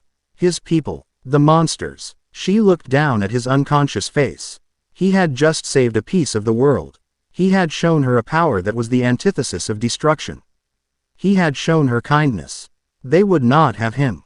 Chapter 3 End. Chapter 4. The Unseen Blade. Silence that followed the ultimatum was heavy and absolute. The world seemed to hold its breath, waiting. On the back of the Dead Sea King, Hancock adjusted her grip on Jace, her knuckles white. His dead weight was a grounding presence. A reminder of what was at stake. She looked from his pale, unconscious face to the sleek black ship that cut through the water toward them, a shark closing in. The figure at the prow was still as a statue, a man of sharp angles and unnerving stillness. His face was partially obscured by the high collar of his white CP0 uniform and dark glasses, but his posture radiated a fanatic's certainty. This was not a soldier following orders, he was an instrument of a divine will, and he believed in his cause with every fiber of his being. He is alone, Sandersonia hissed, having leapt from the Kuja ship to join her sister. Marigold was right behind her, her spear held at the ready. One man against all of us. Do not be fooled, Hancock said, her voice a low, dangerous growl. The Gorosei would not send a common assassin for him. This man is one of their fangs. The man on the ship lowered the Den Den Mushi. 30 seconds, his amplified voice announced, flat and emotionless. Hancock's mind raced. Jace was completely spent. She had felt the staggering drain on his life force. He wouldn't be fighting anytime soon. That left her, her sisters, and the warriors on the ship. They were strong, the elite of Amazon Lily, but they were facing a top agent of the world government's most secretive and powerful organization. This would not be a simple battle. Marigold, Sandersonia, Hancock commanded, her voice ringing with the authority of an empress. Get him to the ship. Protect him. Do not let this man get near him, no matter the cost. Sister, you can't mean to face him alone. Sandersonia protested, her snake-like hair hissing in agitation. I am the Empress, Hancock stated, her gaze locked on the approaching agent. This is my island's affair now. He threatened Kuja. I will be the one to answer. Her eyes hardened. Now go. There was no arguing with that tone. With a shared look of grim determination, the sisters carefully lifted Jace from Hancock's arms. Marigold, with her greater strength, hoisted him over her shoulder. They began a desperate scramble back toward their vessel, leaping from one dead leviathan to the next. Hancock stood alone, a solitary, defiant figure on the gray, fleshy expanse. She watched them go, then turned her full attention to the enemy. The black ship had stopped 100 yards away. The man did not wait for it to get closer. He simply stepped off the railing. He did not fall. He seemed to dissolve into the ship's own shadow, vanishing completely. Hancock's hockey screamed a warning. She didn't hesitate. She threw herself to the side, rolling across the slick skin of the Dead Sea King. A fraction of a second later, a blade of pure, solidified shadow erupted from the spot where she had been standing. It was long, black, and utterly silent, cutting through the air with lethal precision. She came up in a crouch, her eyes scanning, her senses wide open. He wasn't there. Impressive reflexes, Pirate Empress, a voice whispered, seeming to come from her own shadow. She spun, lashing out with a hockey-infused kick, but her foot met only empty air. The voice was now behind her. But you cannot fight what you cannot see. From the shadow cast by a dorsal fin 50 feet away, the agent solidified, rising from the darkness like a phantom. He stood straight, adjusting the lapels of his immaculate white suit. Allow me to introduce myself. I am Silas. My purpose here is to correct the misguided path of Saint Jace. He is a god who has forgotten his divinity. He has been corrupted by lesser beings. His gaze lingered on her for a moment, and though his face was impassive, the insult was clear. Like you speak of divinity, Hancock sneered, her rage coiling in her gut. You are nothing but a dog, leashed by the very filth he has chosen to defy. Silas's expression did not change. You see them as filth. I see them as the architects of order. An order that has prevented global annihilation for 800 years. The atrocities you fixate on. They are the regrettable, but necessary, price for a world that does not tear itself apart. Saint Jace's compassion is not a virtue, it is a cancer. A single cell of empathy that, if allowed to spread, will sicken the entire system and bring about a chaos you cannot even imagine. My mission is not to kill him. It is to excise the sickness. His words were not the ravings of a madman. They were the cold, chillingly logical tenets of a true believer. He saw the suffering, the slavery, the cruelty, and he had rationalized it as a necessary evil. He was the perfect weapon for the world government, a man who could commit any atrocity and believe he was saving the world. Enough talk, Hancock spat. You will not lay a hand on him. A regrettable, but necessary, calculation. Silas said. He melted into the ground again, his form becoming a flat, two-dimensional patch of blackness that shot across the Sea King's skin toward her. Hancock didn't wait for him to emerge. She stomped her foot, a wave of her conqueror's hockey radiating outward, not to knock him out, but as a sensory blast, to disrupt his form. The shadow wavered for a split second, and in that instant, she attacked. She leapt into the air, her leg a blur, and unleashed a devastating axe kick aimed at the shadow. Perfume femur. Her hockey-coated heel slammed into the shadow. There was a sickening, wet crunch. It wasn't like striking flesh, but it wasn't like hitting nothing, either. It was like striking solidified darkness. Silas was forced out of his intangible state. His body flung from the shadow as if from an explosion. He landed on his feet 50 yards away, a trickle of blood leaking from the corner of his mouth. His dark glasses were cracked. For the first time, a flicker of something other than calm certainty appeared on his face, surprise. You can strike my shadow form, he murmured, more to himself than to her. He touched the blood on his lip. Your armament hockey, it is remarkably potent. You are forcing your will onto my very nature. I am the Queen of Amazon Lily, Hancock declared, her confidence surging. She had found a weakness. My will is absolute, she charged, not giving him a moment to recover. The battle began in earnest. It was a clash of two diametrically opposed fighting styles. Silas was an assassin, a creature of shadow and misdirection. His devil fruit, a power he called the Cage no Mi, model, Umbra, a mythical zone or unique paramesha that granted him the properties of shadows themselves, made him a nightmarish opponent. He could become intangible, teleport between any two patches of darkness, and create weapons of solidified shadow. Hancock was a warrior queen, a brawler of immense power and grace. Her attacks were direct, overwhelming, each kick and punch delivered with the force of a cannonball and the precision of a surgeon's scalpel. The back of the Dead Sea King became their arena. Silas would dissolve into a shadow, only to emerge from another, his shadow blades striking from her blind spots. Hancock, pushing her observation hockey to its absolute limit, moved like a dervish, spinning and kicking. Her senses screaming warnings a fraction of a second before each attack. She couldn't always see him, but she could feel the cold void of his presence just before he struck. She landed a glancing blow on his shoulder, the hockey in her fist making him cry out as his form was forcibly solidified. In retaliation, he created a dozen shadow clones, all identical, that swarmed her from all sides. He dispatched them with a flurry of kicks, but it was a diversion. The real Silas emerged from the ground beneath her, a shadowy spear aimed at her heart. She twisted away at the last possible second, the spear grazing her side, tearing her dress and drawing a line of fire across her skin. She winced, stumbling back. He had drawn first blood. Your will is strong, Empress, Silas said, his voice cold. He and his clones now surrounded her. But you are one woman. And you are tiring. Surrender the asset, and the Kuja will be spared the wrath of the world government. Hancock clutched her side, her breath coming in ragged pants. He was right. She was tiring. Fighting him was like fighting a ghost that could punch back. She was landing hits, but he was landing them too, and his elusive style was wearing her down. She glanced back at her ship.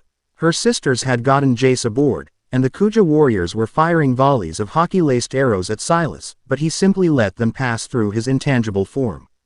She was alone in this fight, and she might not win. Fear, cold and sharp, tried to prick at her. Fear of failing. Fear of letting this monster get to Jace. Fear of him being dragged back to the hell she had escaped. Then, she looked at the blood on her hand. Her blood, spilled in his defense. And the fear was burned away by a defiant, possessive rage. She had not survived the dungeons of Mary Geoise. Had not built a kingdom and become an empress of the sea, just to be dismissed as a lesser being by a government dog. She would not let them take him. I will never surrender him to you, she snarled, her eyes blazing. A regrettable choice, Silas said, and all 12 of him lunged at once. On the deck of the Kuja ship, consciousness returned to Jace not as a gentle awakening, but as a violent collision. He was adrift in a sea of exhaustion, his own energy reserves scraped clean. But he heard a scream. Jace. It was Hancock's voice, raw, primal, full of panic. It was the sound that had pierced his exhaustion on the Sea King's back. Now, in his mind, it was a thunderclap. His eyes snapped open. He was lying on a wooden deck, a blanket thrown over him. Marigold and Sandersonia were kneeling beside him, their faces etched with worry. In the distance, on the back of the dead Leviathan, a chaotic battle was raging. He saw Hancock, a lone figure in white and purple, surrounded by a dozen identical black-clad men. What happened? He rasped, his throat dry. He tried to sit up, but his muscles screamed in protest. He felt hollowed out, his connection to his own power a faint, distant echo. You collapsed, Sandersonia said, pushing him gently back down. Hancock is fighting the government agent. She told us to protect you. Jace's gaze locked on the fight. He saw Hancock take a hit. Stumbling back, he saw the cold, coordinated movements of the shadow clones. She was outnumbered. She was in danger. Because of him, a fire ignited in the barren landscape of his soul. It was a small, flickering flame, but it was enough. No, he grunted, pushing himself up again, this time with more force. The sisters tried to stop him, but there was a new hardness in his eyes, a familiar, stubborn glint of gold. She's not fighting him alone. He forced himself to his feet, swaying. The world tilted, his vision swimming. He was running on fumes, less than fumes. He was running on pure, unadulterated will. He reached out, not for his own depleted energy, but for the world around him.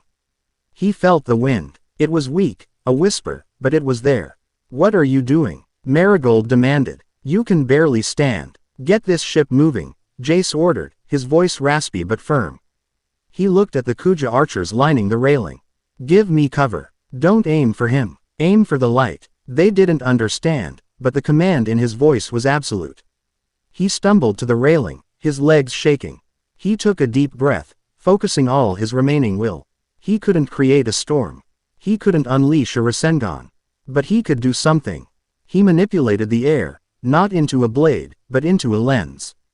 He bent the light of the morning sun, concentrating it into a single, blinding point right in the middle of the battle. The Kuja archers, following his bizarre command, loosed a volley of arrows directly into that point of light. On the Sea King, Silas and his clones lunged. Hancock braced herself, ready to sell her life dearly. Suddenly, the world went white. An impossibly bright flash of light erupted in the center of their formation, as if a second sun had been born. It was blinding, disorienting. In the same instant, 100 hockey-infused arrows rained down, not at them, but all around them, kicking up a massive screen of water and pulverized flesh from the dead Sea King. It was chaos. For a critical second, Silas was blind and his clones were disrupted. It was the opening she needed. And she knew, with absolute certainty, that it had come from him. Hancock didn't waste it. With a roar, she exploded into motion. She wasn't just a brawler anymore, she was a tactician. She moved with a purpose forged in the desperate fire of her newfound resolve. She wasn't just fighting for herself. She was fighting for him. She ignored the clones. She went for the source. Her observation hockey, sharpened by the adrenaline and her connection to Jace, Finn. Ally found him, the one true signature among the fakes. She lunged through the spray, her fist glowing with the darkest, most concentrated armament hockey she had ever summoned. Silas, his vision just starting to clear, saw her coming. He tried to dissolve into shadow, but he was too slow. Her fist slammed into his chest. It was not a graceful kick. It was a raw, brutal punch, fueled by terror and rage. The impact shattered the stillness of the calm belt. His ribs cracked. The shadow clones flickered and died. He was sent flying backward, tumbling end over end until he crashed into the water with a massive splash. Hancock stood panting, her knuckles bruised and bleeding, her whole body screaming in protest. She had won, but her victory was short-lived. The water where Silas had landed began to churn. A massive form rose from the depths, a monstrous creature made of pure, animated shadow, with glowing red eyes. Silas stood at its center, his suit torn, his body bleeding, but his face twisted into a mask of cold fury. He had merged with the shadow of the colossal dead Sea King itself. "You have forced my hand, Empress," his voice boomed, distorted and monstrous. "I had hoped to resolve this cleanly. Instead, I will simply erase you all." The shadow giant raised a colossal fist, ready to bring it down and crush her and the Kuja ship in a single blow. Hancock stared up at it, her heart sinking. She was spent. She had nothing left. But then, a new presence made itself known. A gale force wind erupted from the Kuja ship. It wasn't the gentle push Jace had used before. This was a focused, powerful blast. It didn't strike the shadow giant, but slammed into the water beside it, creating a massive waterspout that momentarily obscured its vision. In that precious second, the Kuja ship, its sails filled with a directed wind, shot forward, skimming across the water at an impossible speed. It raced past the Sea King where Hancock stood. A hand reached out for her. It was Jace's. He was standing at the railing, swaying on his feet, his face pale as death, but his eyes were blazing with golden light. He had used the last dregs of his power to create their escape route. "Hancock, now," he yelled, his voice strained. She didn't hesitate. She leapt, a desperate, powerful jump that carried her across the water and onto the deck of the ship, collapsing into his arms. He grunted, his legs buckling under their combined weight, but he held her up. For a moment, they just held on to each other, a tableau of shared exhaustion and victory. His hand was on her back, her head resting against his chest. It was the first time they had touched without violence or necessity. It was a choice. The shadow giant roared in frustration, turning to pursue them, but the Kuja ship was already pulling away. Propelled by Jace's dying gale, Silas, standing in the heart of the giant, watched them go. He raised a hand to his comms unit, his voice returning to its cold, flat monotone. "The ass. It has been retrieved by the Pirate Empress.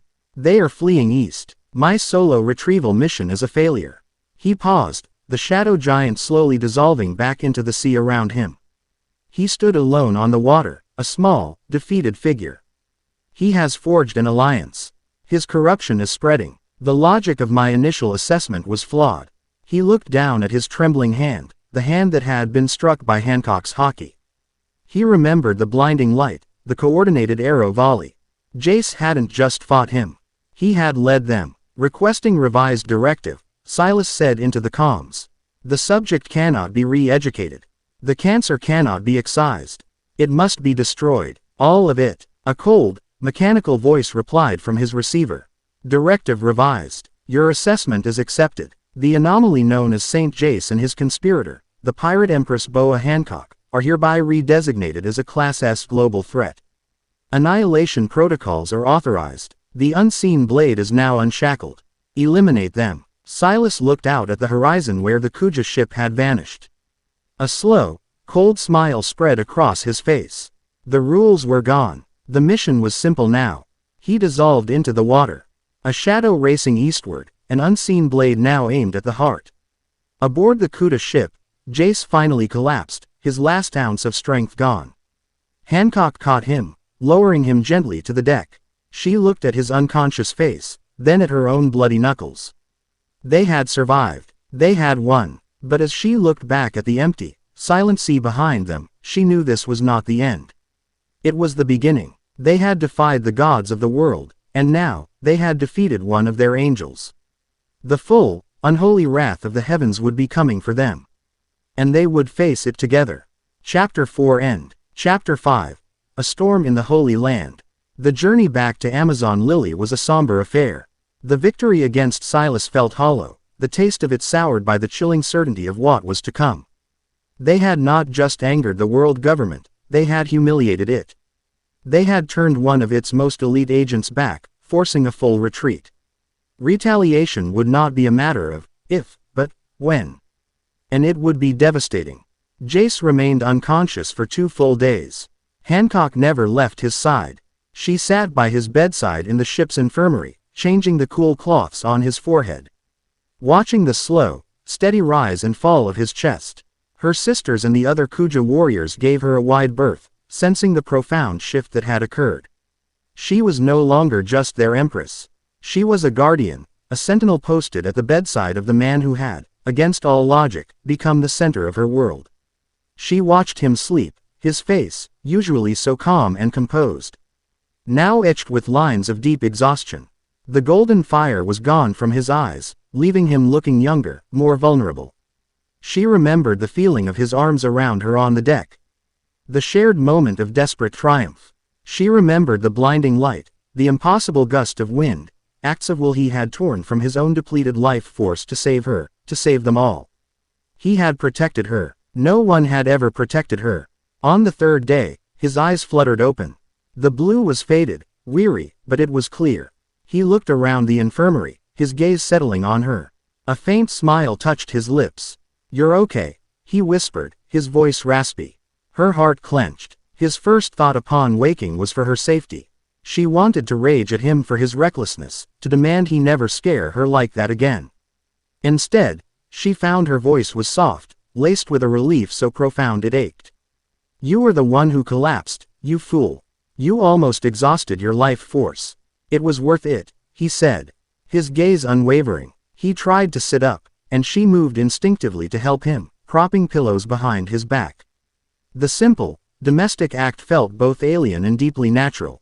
"Silas will be back," she said. her tone hardening as she forced herself back into the role of empress and strategist. And he will not be alone. The 5 elders will not forgive this.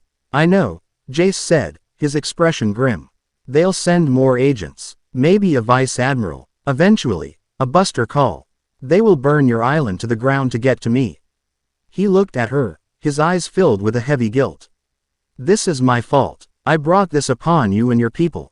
You did not, she countered, her voice sharp. I made the choice to stand against them. My sisters made their choice. The Kuja will make theirs.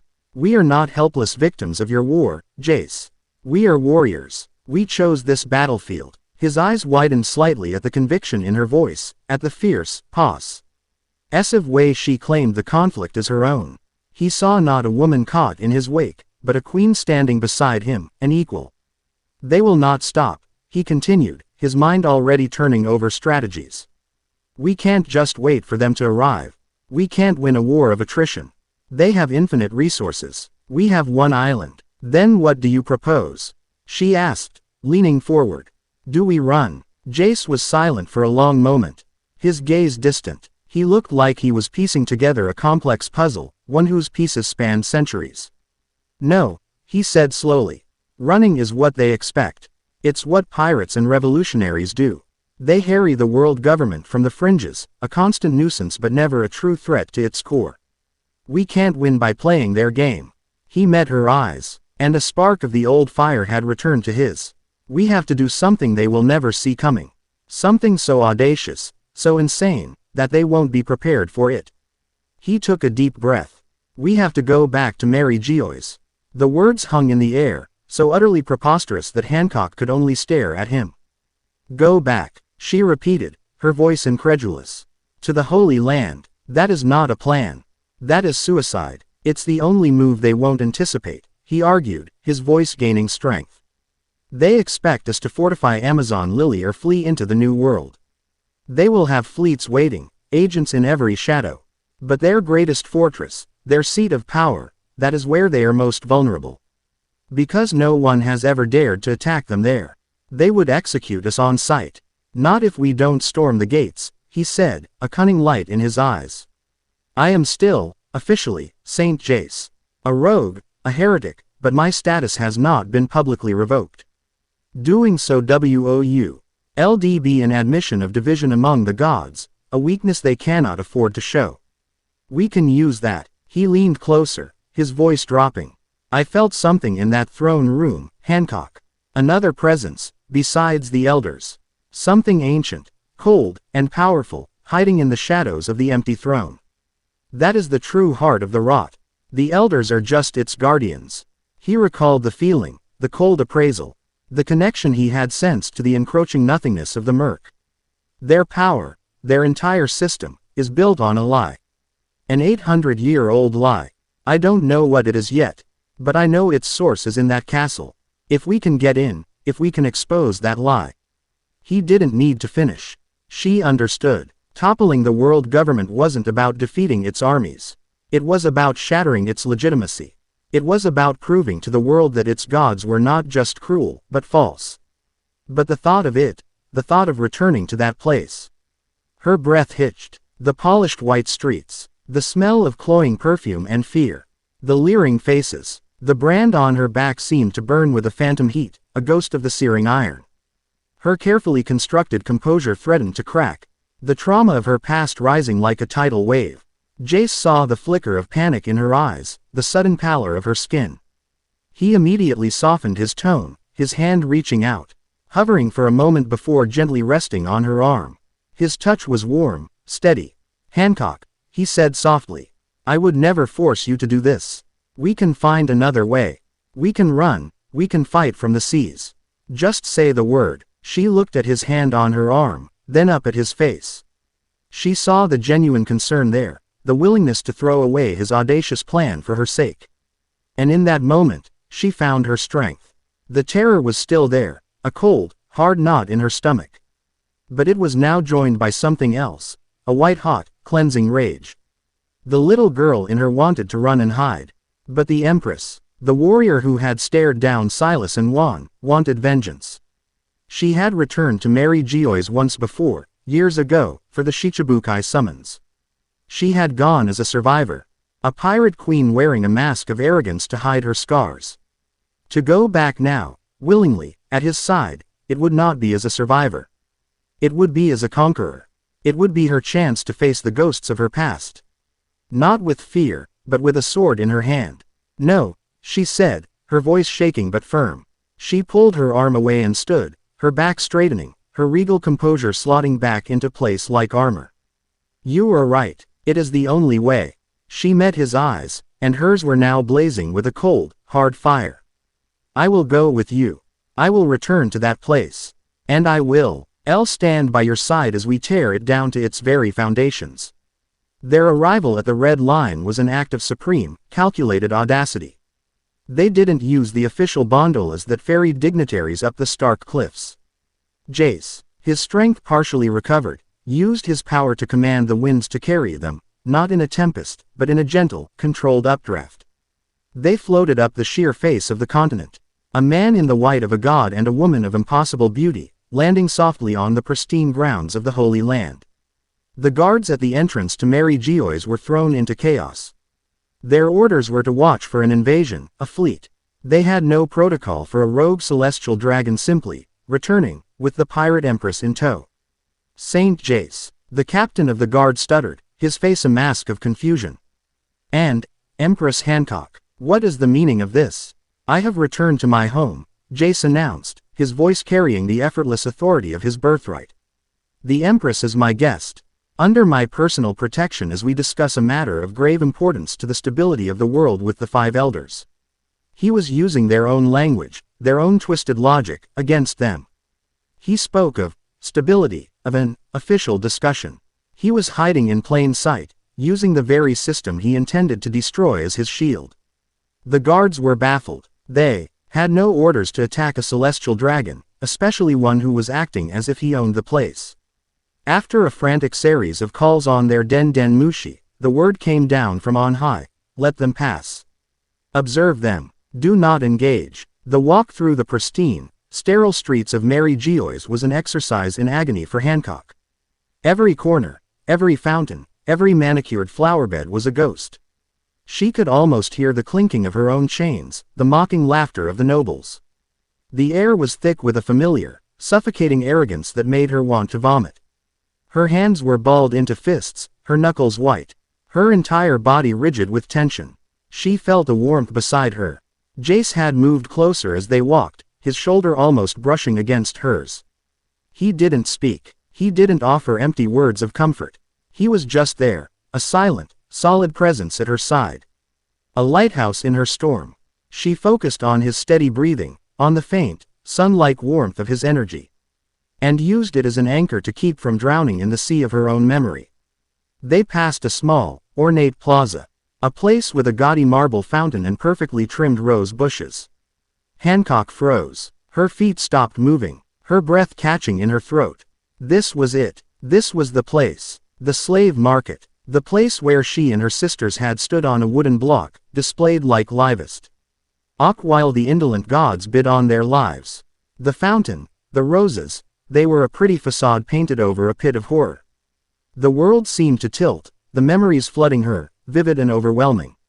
The feel of the hot sun on her skin, the weight of the chains, the empty, cruel eyes of Saint Mion as he placed his winning bid. Her trauma, so long suppressed, threatened to swallow her whole. Hancock. Jace's voice cut through the haze. He had stopped with her. He was looking not at her, but at the plaza, his eyes filled with a chilling, murderous calm. His perception was so keen he could feel the echoes of the suffering that had occurred here, the lingering stain of despair on the very stones. We are not here as victims, he said, his voice low and intense. He finally looked at her. And his eyes were burning with a shared fury. We are here as the reckoning. Remember that. We will tear this place down. We will salt the earth where it stood. But first, we face the architects. His words were not a comfort. They were a promise of righteous, apocalyptic vengeance. And it was exactly what she needed to hear.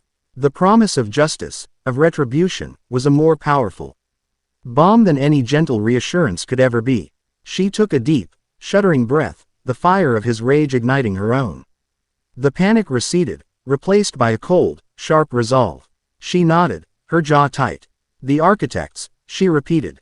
The words a vow. She started walking again, her steps firm, her head held high. She was no longer a slave girl remembering her cage. She was a queen on her way to burn down a corrupt heaven. The audience chamber of the 5 elders was just as Jace remembered it. Vast, shadowy, and dominated by the looming presence of the empty throne. The 5 ancient men sat on their own thrones. Their faces carved from stone, their eyes holding the weight of centuries.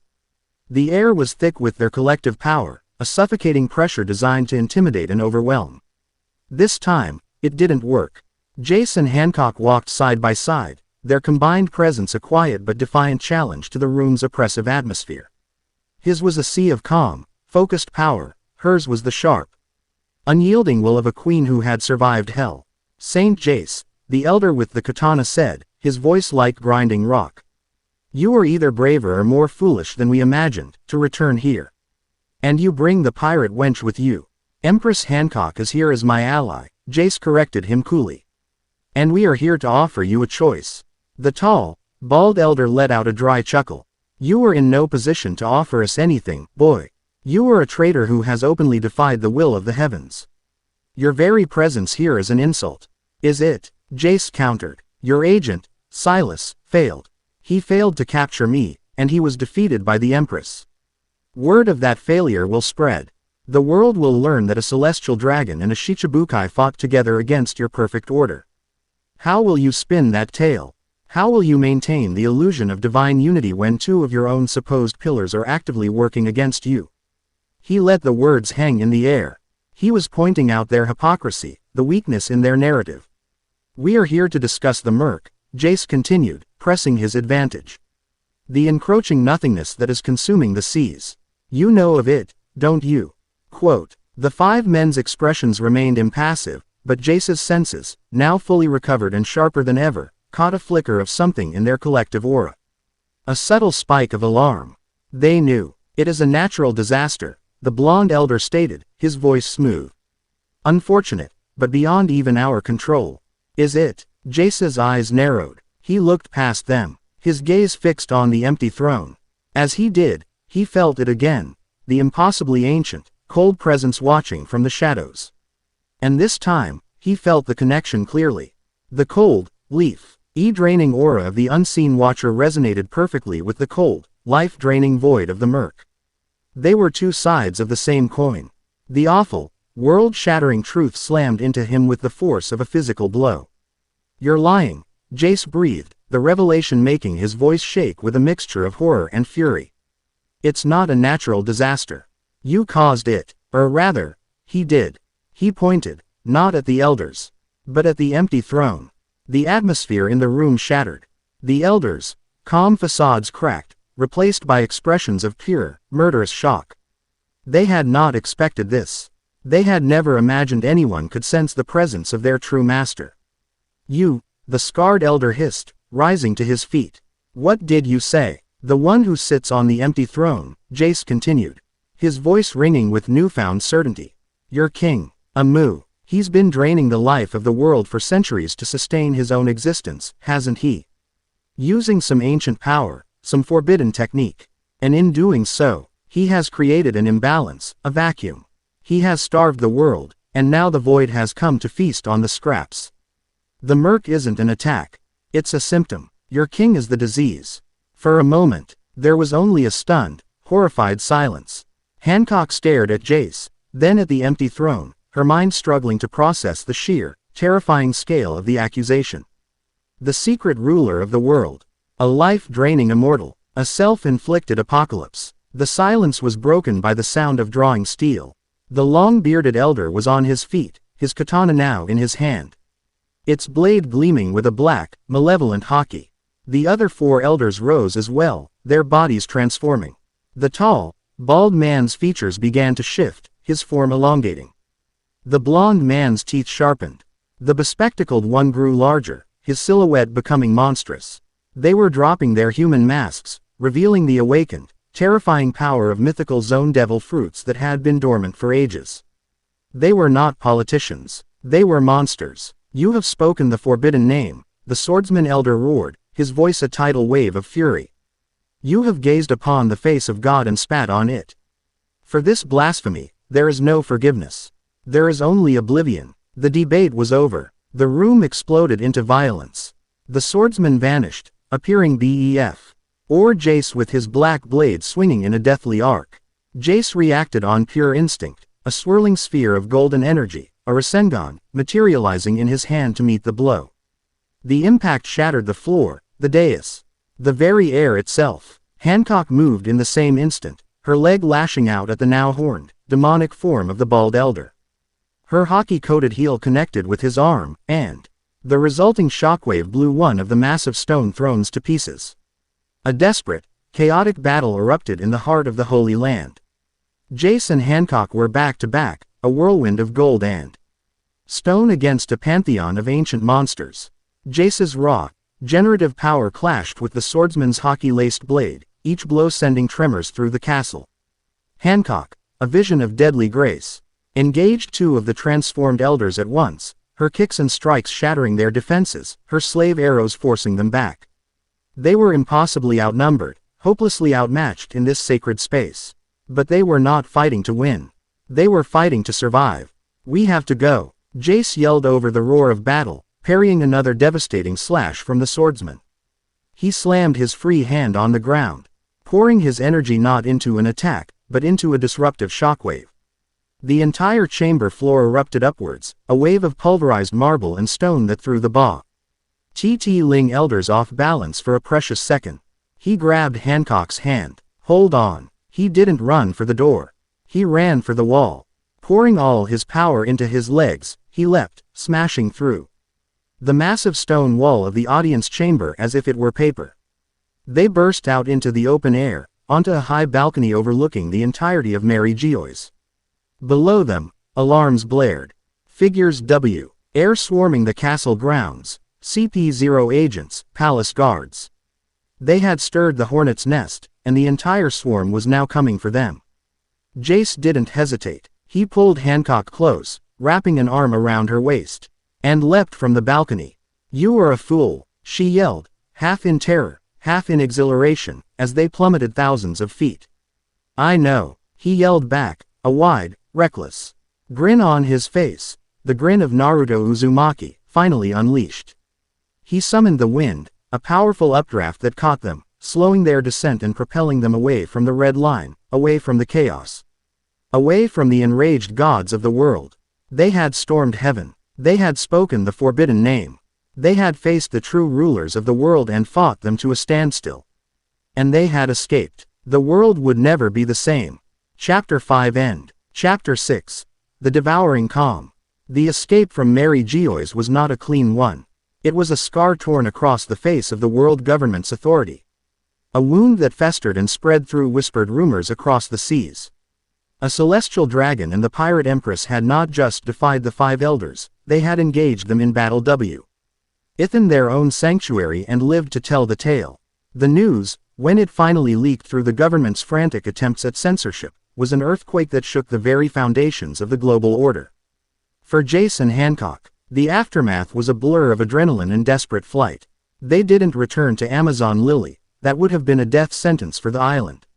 Instead, they became ghosts, using Jace's control over the wind and Hancock's knowledge of the sea's hidden currents to stay one step ahead of the furious, worldwide manhunt that followed. They moved from one deserted island to the next in the new world, never staying in one place for more than a day, the names of their temporary havens forgotten as soon as they left. During this time, something new and quiet grew between them. The barriers were gone, shattered in the throne room of the gods. The nights were spent huddled around a fire on a nameless beach, the silence no longer tense, but comfortable. Shish. E would watch him as he tended to her wounds from their escape, his touch gentle and precise, his brow furrowed in concentration. He would listen as she spoke, not of her trauma, but of her childhood before the capture. Of the wild freedom of the Kuja, painting a picture of the life that had been stolen from her. One night, on an island where the trees dripped with phosphorescent moss, he was staring into the flames, his face grim. The weight of his discovery about Amu pressed heavily on him. To drain the life of the entire world, just to keep one person alive, he murmured, his voice tight with a horrified disbelief. For 800 years, how many have suffered and died to fuel that one, selfish existence? Hancock sat beside him, close enough that their shoulders brushed. They are gods, she said, the word a curse on her tongue. They believe the world belongs to them.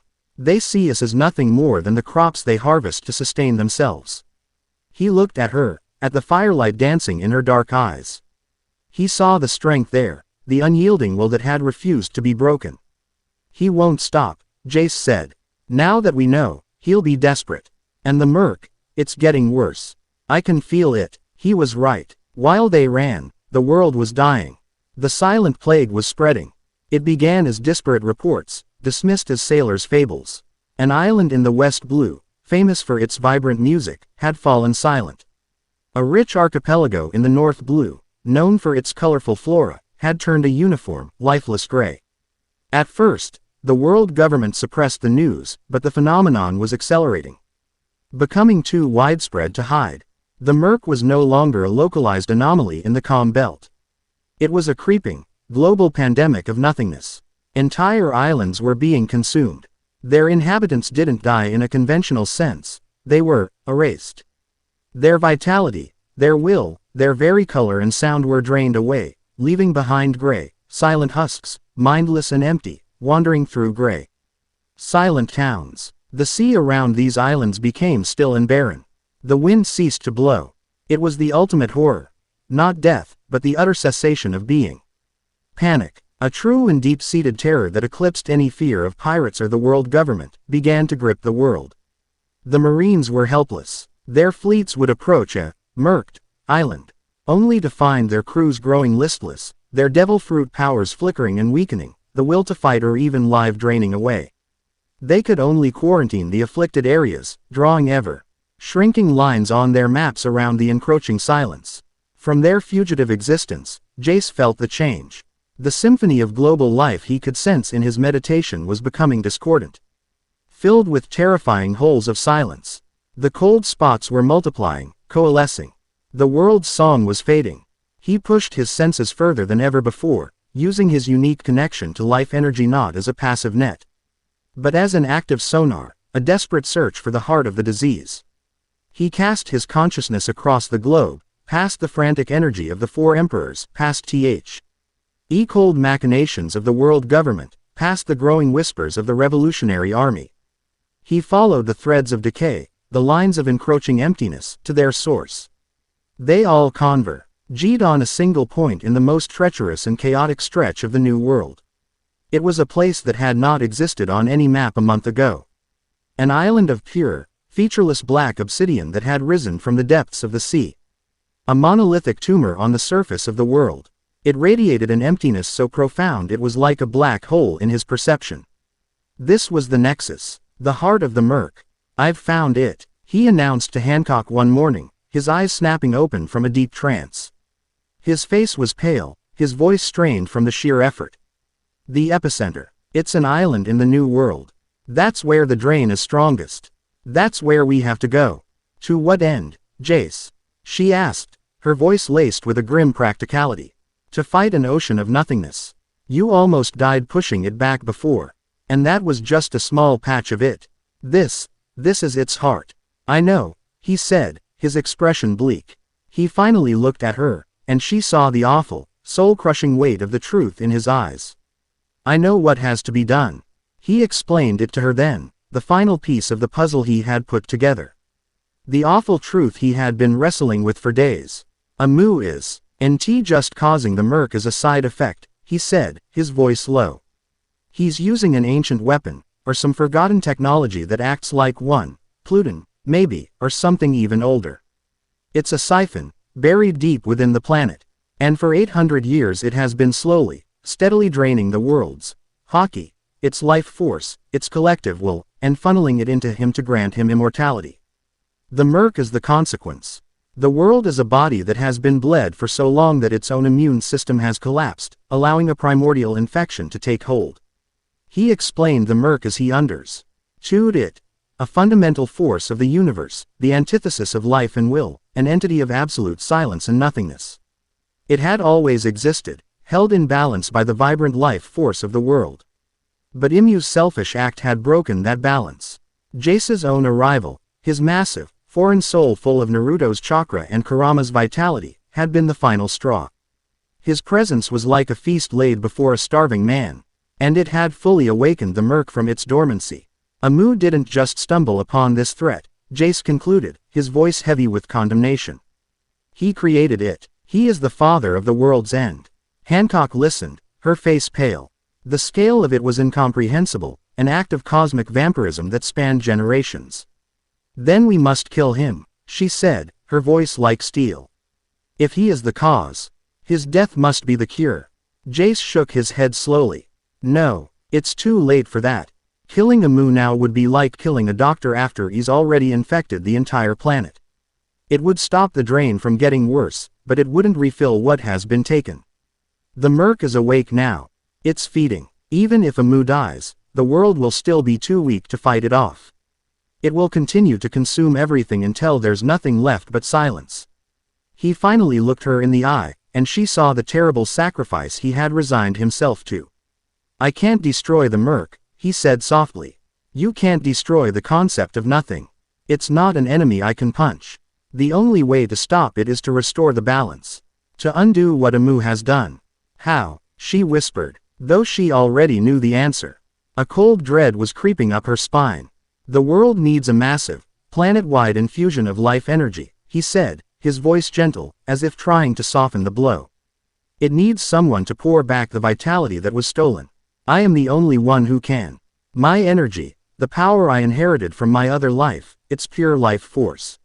I can use it to reignite the world's dying embers. To force the merc back into dormancy. What will it cost you? She asked, her voice trembling. He didn't answer immediately. He just looked at her, his expression full of a love so profound it was heartbreaking. Everything, he finally said. To generate that much energy, to pour my entire soul into the world, it will burn me out from the inside. It will almost certainly kill me.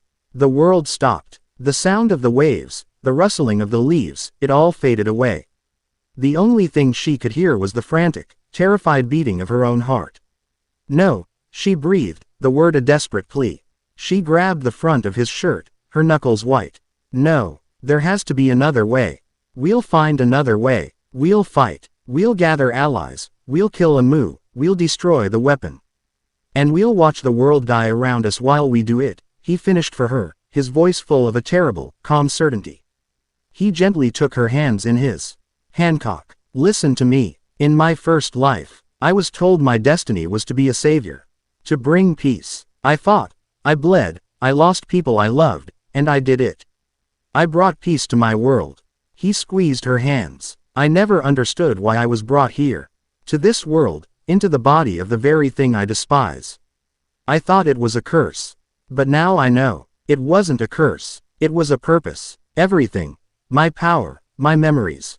My birth as a celestial dragon that led me to you, it was all leading to this. To this one moment where I am the only person in the world who can stop the end. Tears were streaming down her face now, silent and hot. The empress who never cried was weeping openly, without shame.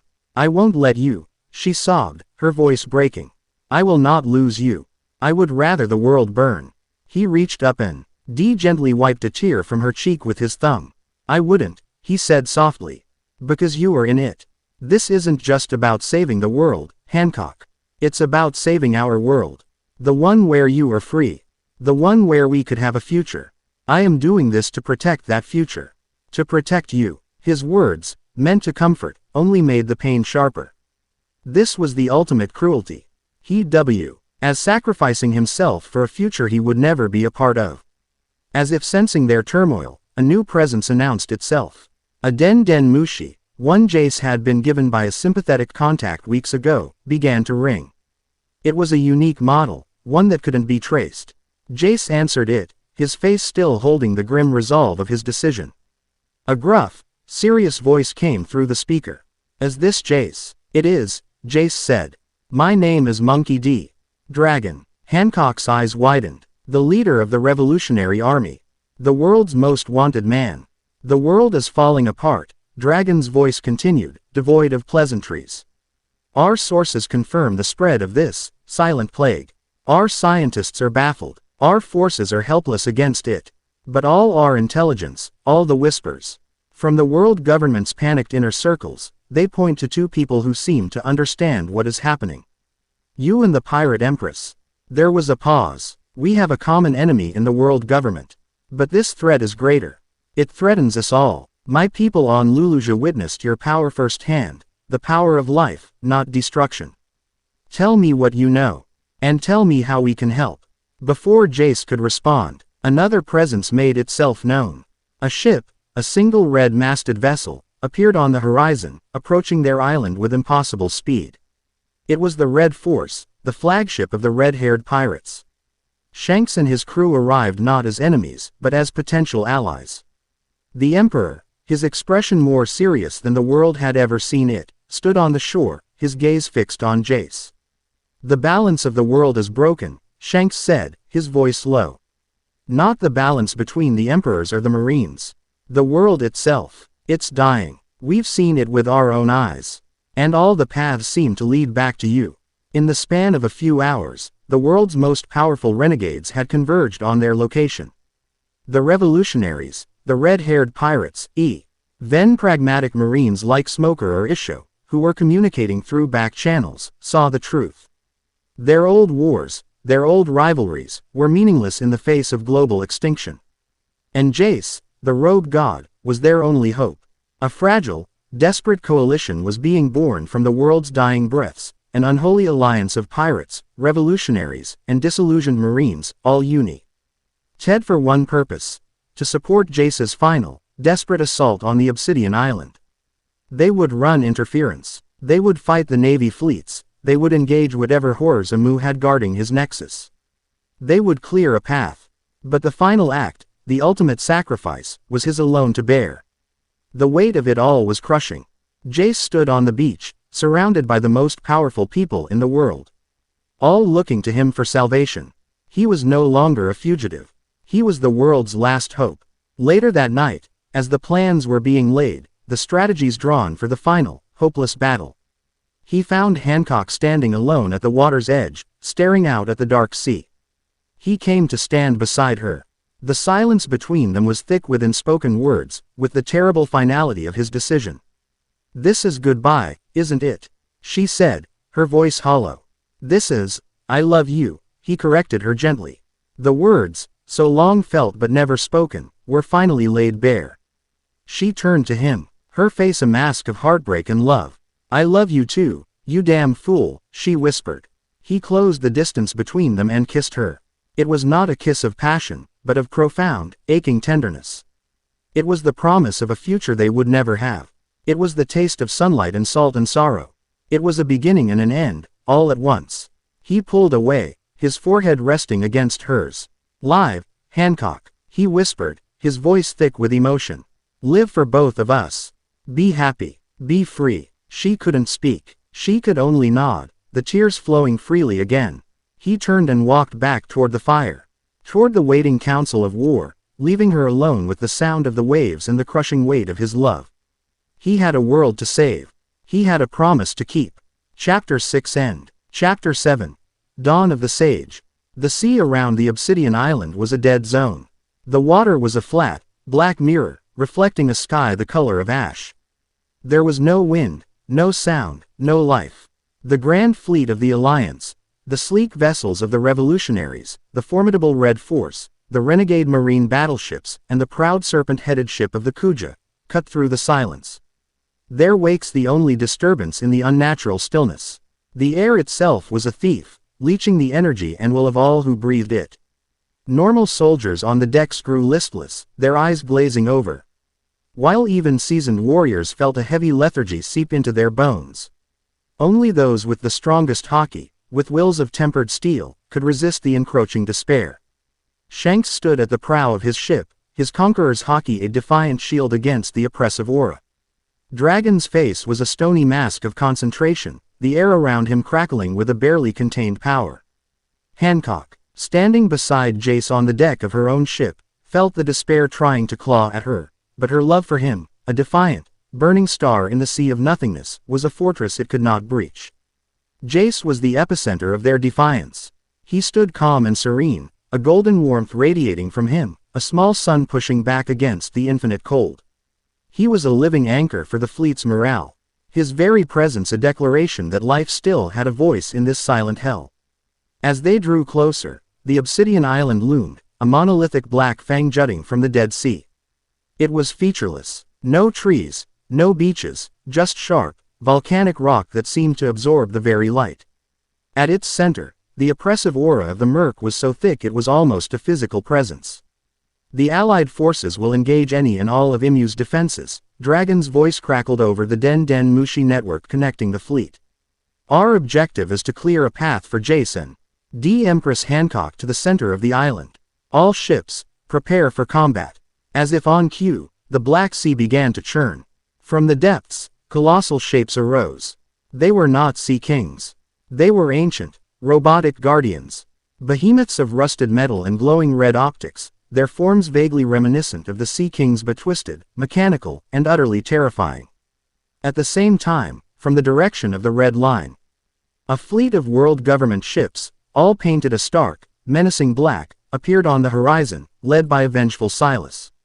The final battle for the world began not with a roar, but with the silent lurch of ancient machinery and the grim determination of the Allied fleet. Shanks and his crew met the first wave of Guardians, the Red Force maneuvering with impossible grace. As the Emperor himself unleashed waves of hockey that seemed to warp the air, staggering the mechanical leviathans. The Revolutionary Army's ships engaged the Black Fleet, cannons roaring, their command. Leading boarding parties in a desperate, chaotic melee. Jace and Hancock didn't wait. They leapt from their ship, landing on the black, glassy shore of the Obsidian Island. The ground beneath their feet felt cold, vampiric, draining the warmth from their bodies. This way, Jace said, his senses locked onto the nexus point. They ran, their footsteps the only sound in the silent landscape. Hay moved through a valley of jagged black spires, the heart of the island drawing closer. The air grew colder, the sense of nothingness more profound. And then they saw him. Blocking their path, standing before a swirling vortex of pure blackness that was the nexus of the murk, was a figure. It was not a monster, not a king on a throne. It was an elegant, androgynous being of indeterminate age, clad in simple, flowing white robes. Their face was serene, beautiful, and utterly devoid of emotion. Their eyes, ancient and black as the void itself, held no malice, no anger, only a profound, cosmic weariness. This was Imu. So, the anomaly and his pet pirate have come, Imu's voice echoed, not through the air, but directly in their minds. It was a voice of 1,000 whispers, ancient and genderless. You have seen the truth of my work. Do you find it monstrous? You have murdered the world to feed your own selfish existence, Jace shot back, his own voice laced with cold fury. Selfish. Imu tilted their head, a gesture of mild curiosity.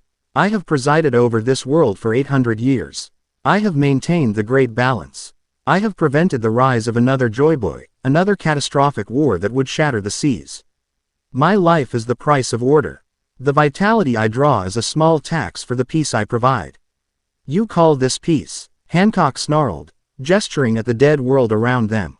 This is a temporary side effect, Imu's mental voice replied, unperturbed. The murk is not an enemy.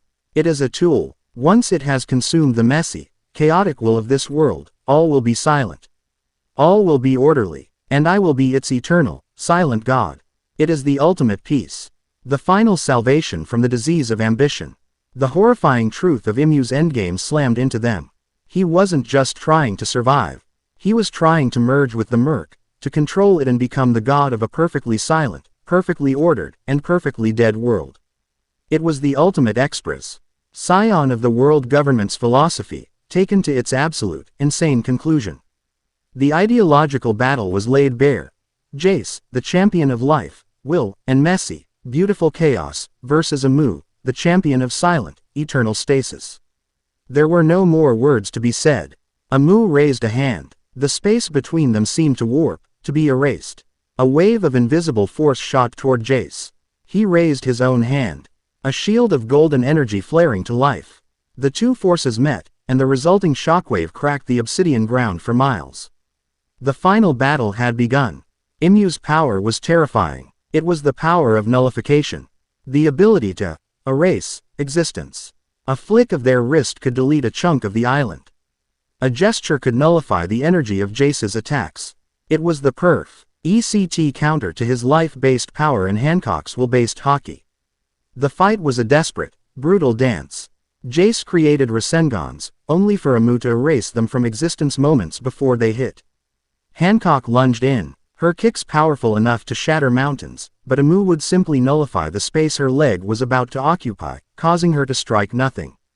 They were fighting a god who could rewrite reality on a whim.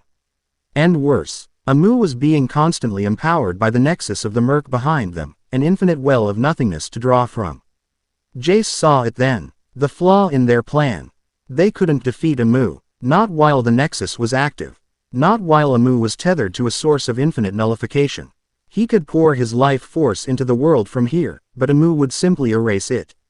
Nullify his sacrifice before it could even begin. He had to make a choice. A split-second, world-altering decision. He parried another wave of erasure from Imu, the effort sending a tremor up his arm. He looked at Hancock, who was panting, her hockey shield flickering as she weathered another of Imu's attacks.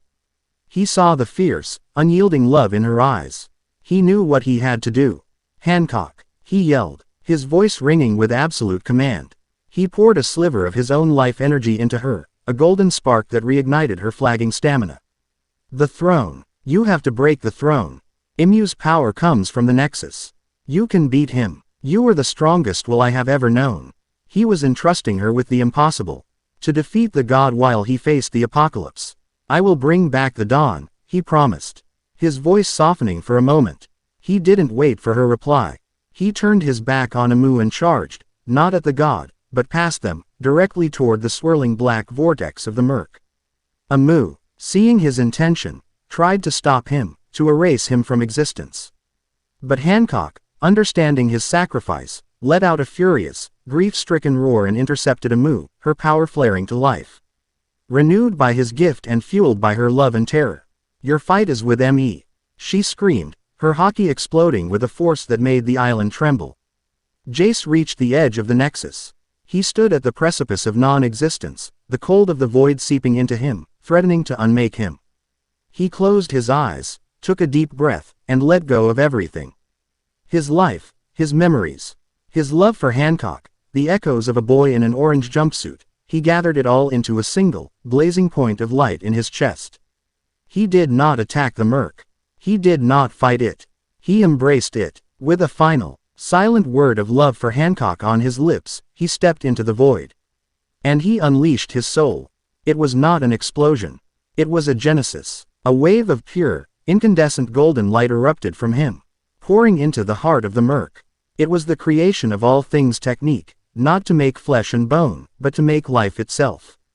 The golden light shot into the Nexus, not destroying it, but filling it, a torrent of pure vitality pouring into the world's empty veins. The effect was instantaneous and global. On the battlefields around the island, the listless soldiers felt a sudden warmth. A surge of energy. The sky, once gray, began to lighten. In the far-flung corners of the world, on the murked islands, color began to seep back into the landscape. The gray husks of people stopped, a flicker of light returning to their dead eyes. Jace was giving his everything, his entire being, to reignite the world's dying sun. The strain was unimaginable, his own life force burning away like a fleeting candle flame. Back at the Nexus, Imu felt the change. The infinite well of nothingness they drew from was being polluted by an overwhelming torrent of life. Their power flickered. Their connection to the murk was being severed. For the first time in 800 years, Imu was vulnerable. Mortal. And Hancock saw it, fueled by a love so fierce it became a weapon. By a grief so profound it became her strength. By the terror of a world without him, she unleashed her will. Her conqueror's hockey, no longer just a tool of domination, but an expression of her absolute, indomitable spirit. Solidified into a tangible force. It was the will of a queen who had survived slavery, who had built a kingdom from scratch, who had found love in the face of impossible odds. For Jace, she screamed, her voice tearing through the silence. She lunged, her entire being focused into a single, devastating kick. It was not her usual perfume femur. This was something more. It was a queen's judgment. A lover's fury. Amu tried to erase her, but their power sputtered, weakened. Her hockey-coated heel, blazing with the sheer force of her will, shattered Imu's final defense. It connected. There was no scream, no explosion, just a quiet, final crack as the immortal god of the world government, the secret king of 800 years, crumbled into dust, their long-stolen life finally deserting them. The Nexus, its master destroyed and its nature fundamentally changed by Jace's sacrifice, imploded. The black vortex collapsed, and with a final rush of wind, the obsidian island began to fracture. To sink back into the sea from whence it came. The world was saved, but the price was staggering. Hancock spun around, her eyes searching wildly. She saw him. He lay at the center of the disintegrating island. At the spot where the Nexus had been. He was just lying there. A small, still figure. She ran, leaping over the cracking, sinking chasms of rock, her heart a leaden weight in her chest. She reached him and fell to her knees, gathering his limp form into her arms. He was alive, barely. His chest rose and fell in the shallowest of breaths. His skin was cold, his golden hair had lost its luster.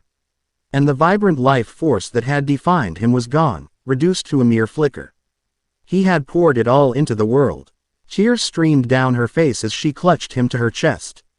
The battle was won. Amu was gone. The murk was in remission. The sky above was clearing, the first rays of a true dawn breaking through the ashen clouds. A new day was dawning for the world. But her sun was going out. Epilogue. Months later, the world was in a state of chaotic, hopeful rebirth. The fall of Amu and the five elders had sent the world government into a death spiral. Without its secret god, the entire structure collapsed. The Marines, fractured and demoralized, were struggling to redefine their purpose in a world without their absolute masters. The revolutionaries were working to help establish new, independent governments. The age of pirates was not over, but it was changing, the old power dynamics shattered. On a small, secluded island in the calm belt, far from the prying eyes of the world. Life was quiet. It was an annex of Amazon Lily, a private paradise known only to the Kuja. In a simple, elegant house overlooking the sea, Boa Hancock sat on a veranda, watching the sunset paint the sky in hues of orange and purple. She was not dressed in the garb of an empress, but in a simple, comfortable dress. The arrogance was gone from her posture, replaced by a quiet, contented strength. A hand came to rest on her shoulder. It was Jace. He looked different. The overwhelming, sun-like aura was gone, replaced by a gentle, human warmth. His powers, so catastrophically expended, were a shadow of their former glory. He could no longer command storms or shatter mountains, but the wind still answered his call in soft breezes, and he could still mend a broken cup with a touch and a smile. His strength was slowly, painstakingly returning, but he would likely never be the godlike being he once was. He was mortal now, and he had never been happier. He sat beside her, and she leaned her head against his shoulder, her hand finding his. They sat in comfortable silence, watching the sun dip below the horizon. "It's beautiful," he said softly. "Yes," she agreed, her voice full of a peace she had never known. A new day. The old world, with its false gods and gilded cages, was gone. A new one, chaotic and uncertain but free, was being born. Jace was no longer a celestial dragon. Hancock was no longer just the pirate empress. They were simply Jace and Hancock, two souls who had found each other in the heart of a storm and had, against all odds, brought back the dawn. Together, they watched the first star of the evening appear in the twilight sky, the promise of a future they had fought for, bled for, and finally, won. Chapter 7 End.